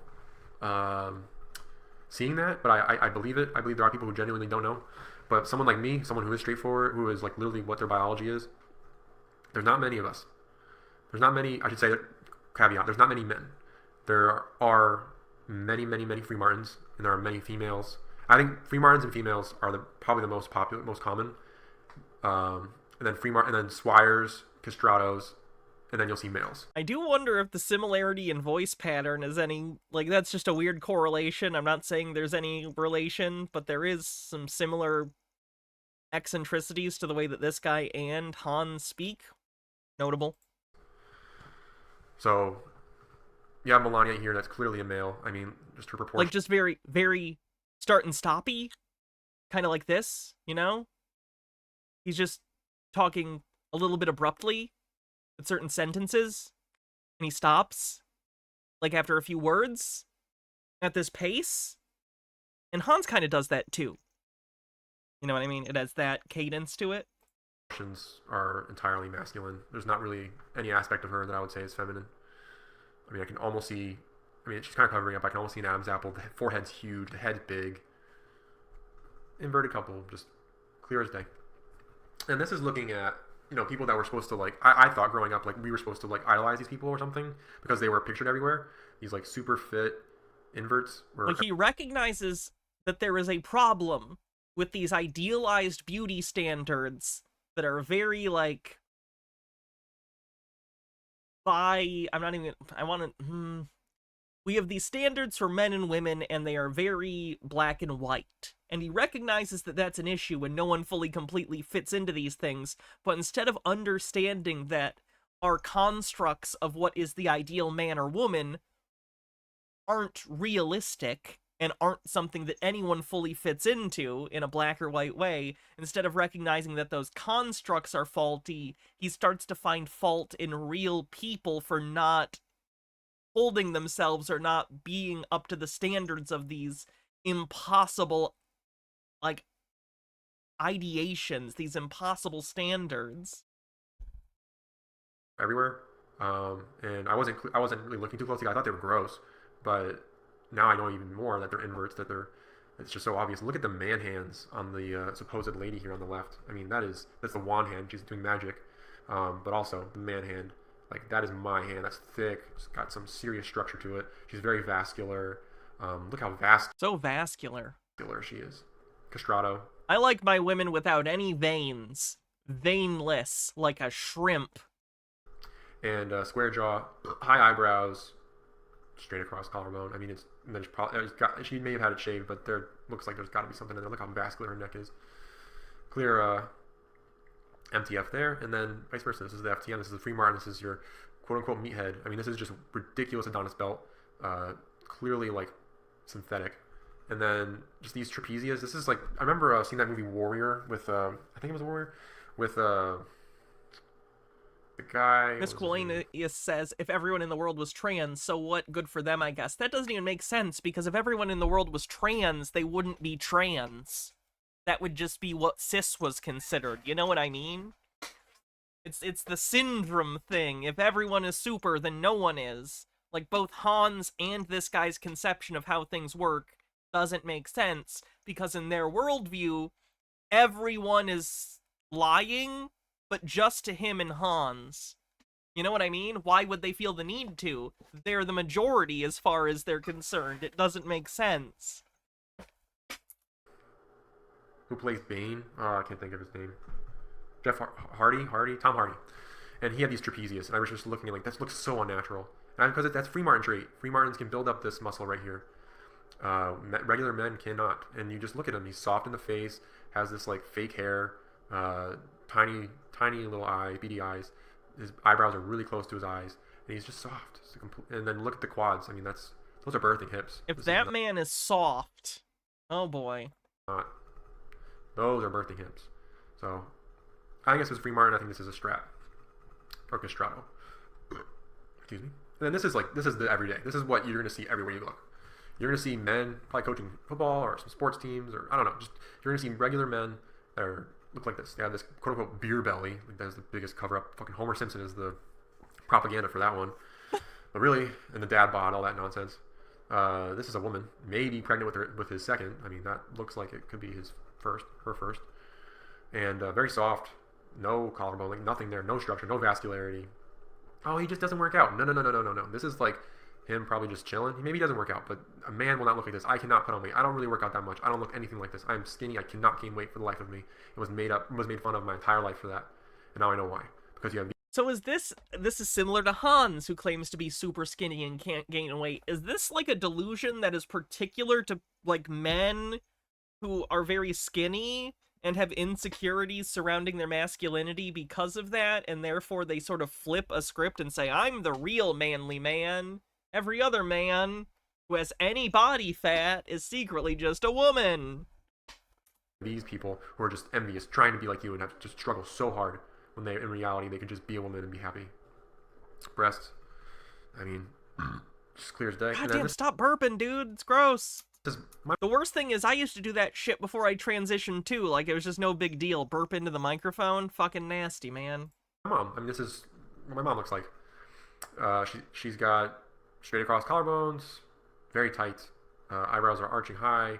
Pretty big. An effect of male hormones is fat distribution in the stomach? Yes. Head. What he is saying is literally the opposite of what is true. If you are on testosterone or have testosterone in your system, you are more likely to gain weight on your belly if you have estrogen and a lack of testosterone, you're more likely to gain weight on your chest or hips or butt.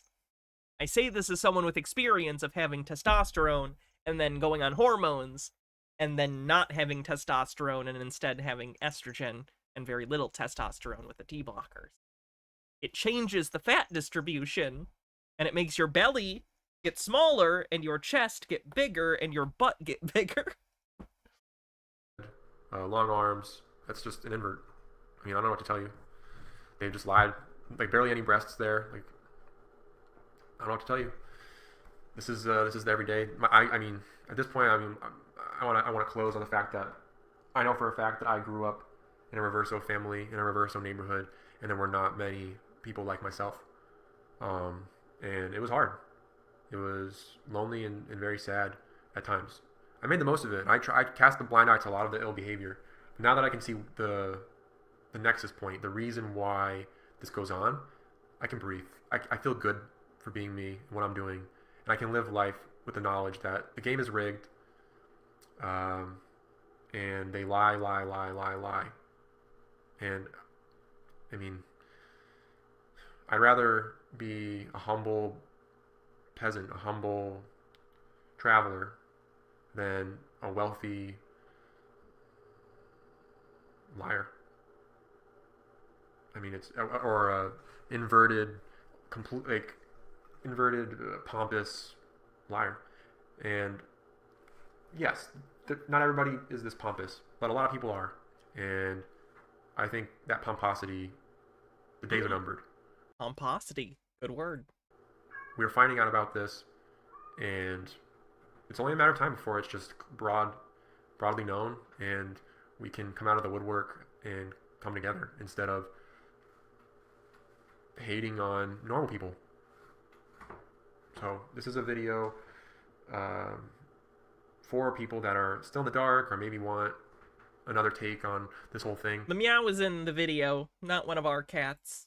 But ultimately, I want to build a community. I want people who are... Tea with Goblin says, I mean, generally it's kind of gross when people just burp like punctuation. It indicates a lack of care for manners, but there's something punk rock about a pretty woman all dolled up like a princess letting out an earth-shattering Barney Gumble belch. Establishes dominance. I'll keep that in mind. Right on this knowledge, and I want to spread the truth. I want to interact with these people, and yeah, like, let's build things. Let's make art. Let's make videos. Let's build this community, because I'm sick of living under the lies. I'm sick of pretending, you know? It's not fun. The whole fake it till you make it, now it makes sense. Oh, they've been faking all along. That is a inverse tranny world phrase. Fake it till you make it. So stop faking it. Tell the truth and spread the word that you should probably not intake so much media and focus on your health. And tell the truth. I mean, that's really simple. I said should as the operative word. I recommend it. I don't do what you got to do. But I'm signing off here, and I look forward to sharing things with you guys going forward, whether it's related to this agenda or something else entirely. All right. Keep on wondering and keep on searching. All right. Have a good one. Peace. What an interesting fella. Panikagami says, I was unable to gain weight until my late 20s. Literally, it took me forever to get over 120 pounds, and in the locker room often had to reassure people I wasn't anorexic. I don't know what particular mental illness is causing this in these guys, because outside of some pressure to gain muscle, my skinniness caused no body image issues. That the opposite, in fact, since skinniness is preferable in guys too. Well, it depends. Different people have different experiences, and clearly both this guy and Hans dealt with severe body image issues, and it resulted in, I believe, really unfortunate maladaptive coping mechanisms, which is sad. It's very sad. Interesting, but sad. Alright, let's see what's next.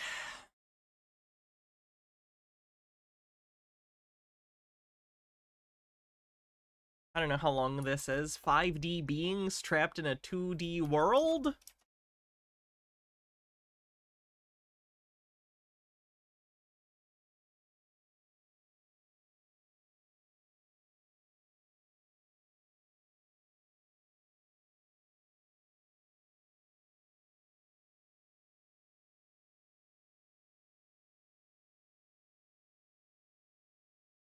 Hello and welcome to Kirsten's video show. It's episode 53 and it is June 21st, 2024.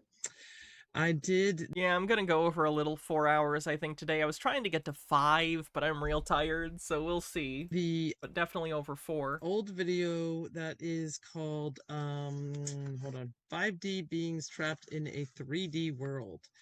If you do want to go back to that one, it's like well over a year ago.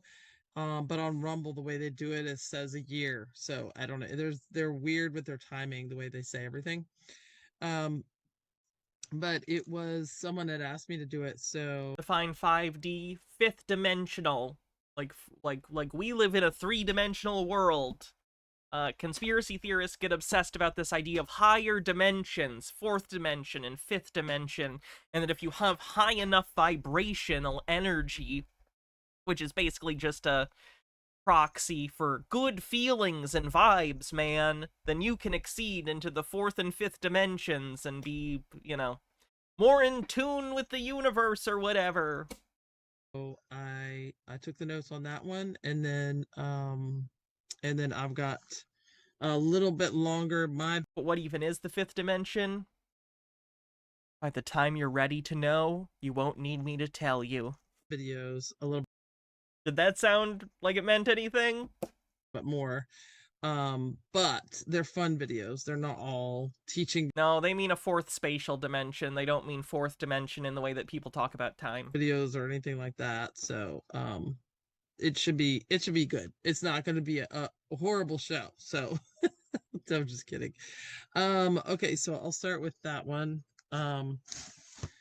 And by the way, he is going on walkabout. So he right now is visiting with his family. Okay, this lady's boring. Veto.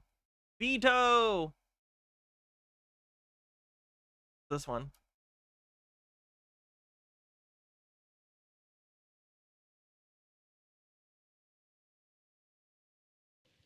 Are any of you feeling strange lately? Greetings, dear ones. I'm Cryon of Magnetic Service. Oh! There are many who tune in to these free shows, perhaps not even seeing channeling before, or perhaps you are familiar with the energy that I bring. Dear ones, the energy that I bring to you is love. I am in love with humanity. Believes they speak to aliens regularly on the bingo card. He's claiming that he's channeling an alien right now called Cryon. I see your soul. I see the beauty. The beauty. I see the magnificence in all humans, every single one who is watching this now. The channeling, that's just spirit, the sacredness pouring through the man that you hear in this channeling method, trying to get across to you in your own language how special you are.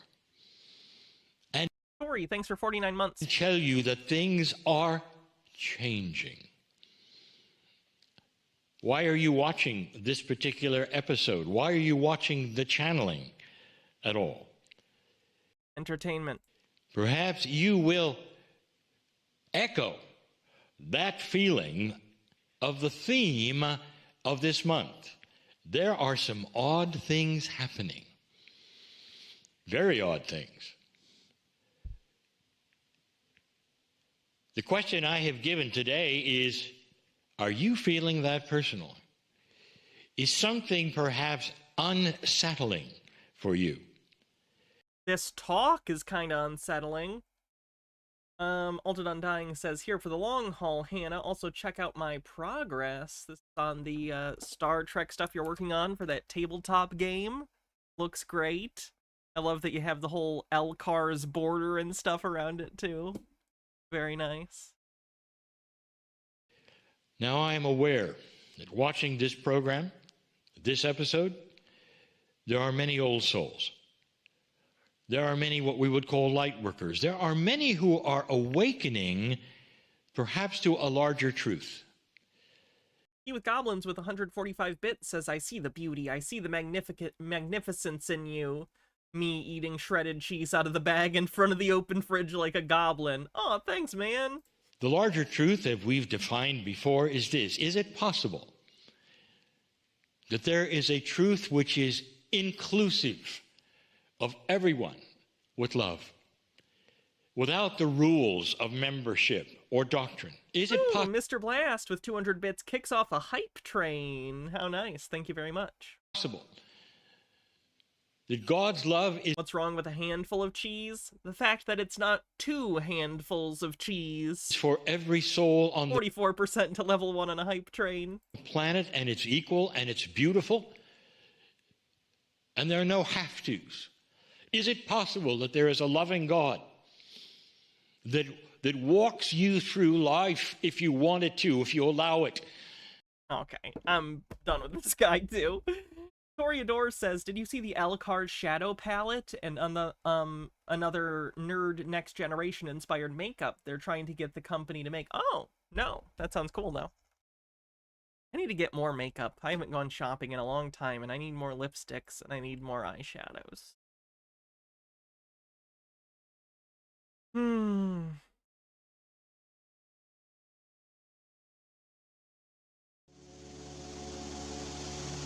All right. I'm here at... Well, thank you, Mr. Blast. I appreciate it. a national park. Bingo card check. We can check real quick, but we are almost done. And we are in a hype train. Keep the hype train going while we bingo check. 49% to level 1. We had... the gay agenda. We had...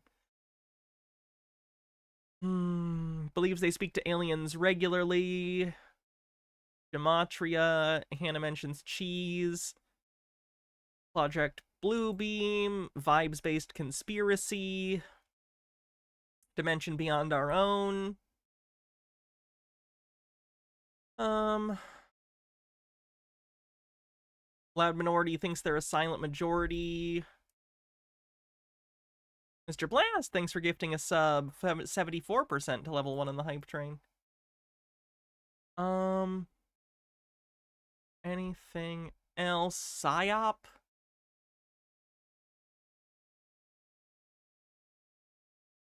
Scientism?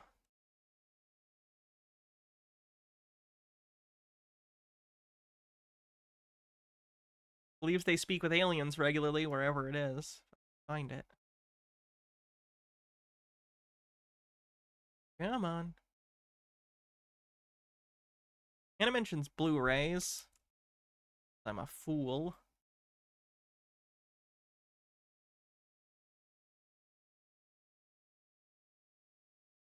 The Matrix.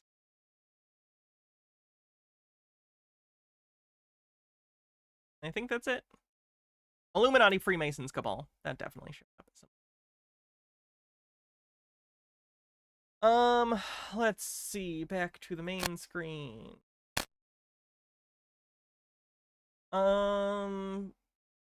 Toreador with 50 bits and a link. Let's see what this is. Oh, that is really cute. Let me take a look at that. I love the applicators. That's incredible. Anyone else who likes makeup might enjoy this. The hypo spray lip gloss things are fucking awesome. Nacelle mascara, that's cute. Oh, Combadge blush. That makes sense. That makes sense. I love that. Gifzoa says hola. Como estas? 83% to level 1 on the hype train with a minute left. That is home of one of my favorite. Oh, and I might like the company. They still have some of their horror collection. Let me look at that. Just real quick.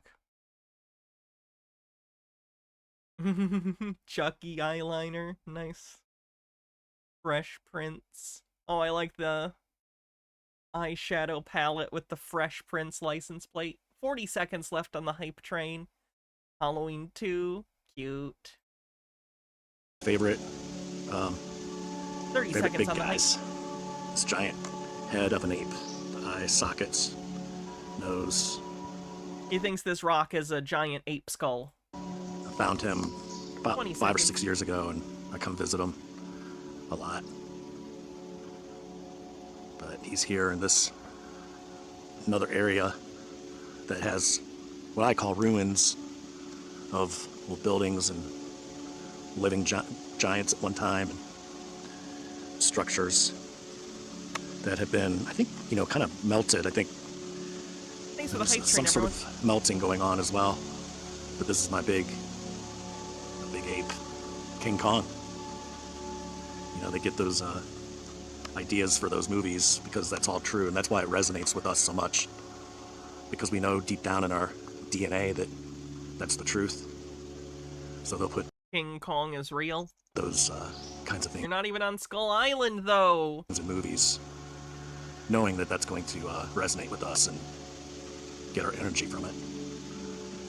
That's why so many things are named after It's giants. just a giant petrified fursuit head. That does beg the question, though. Why were giants furries? Stores, cars, you know, sports teams, etc. It's always in plain sight. I love this guy. Right here, I believe this possibly to be another large creature, just a giant. You can see the nose, the mouth, eyes, back of the head. Might have had a helmet on. It kind of looks like a helmet up here. Completely different color.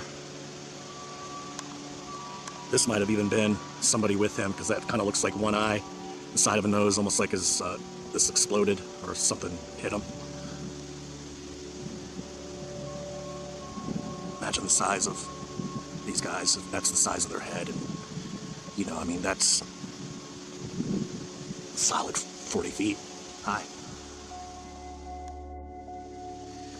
And you can really tell when you start to get close how much of a scaly creature this was with the spine up here. Wait, it's an ape, but it's also scaly? This huge dragon. That's what I believe it to be. One of my favorites here.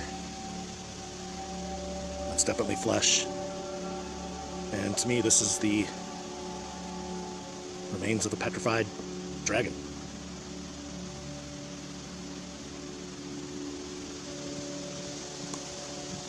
Get a little better close up of this part.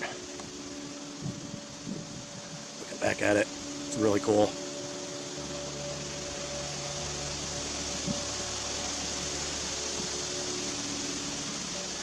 So I like coming here to visit my big ape friend and my dragon friend. Really cool. Now this big guy is a little different. To me that looks like flesh. Like the flesh of a whale.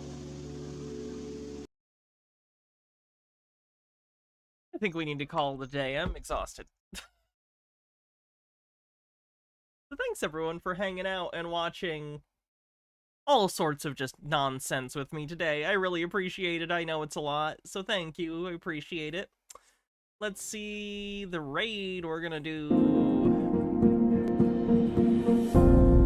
Have a good night, everyone. I'll see you tomorrow. I'm not sure exactly what we will be doing tomorrow, but it will be fun. So come hang out then.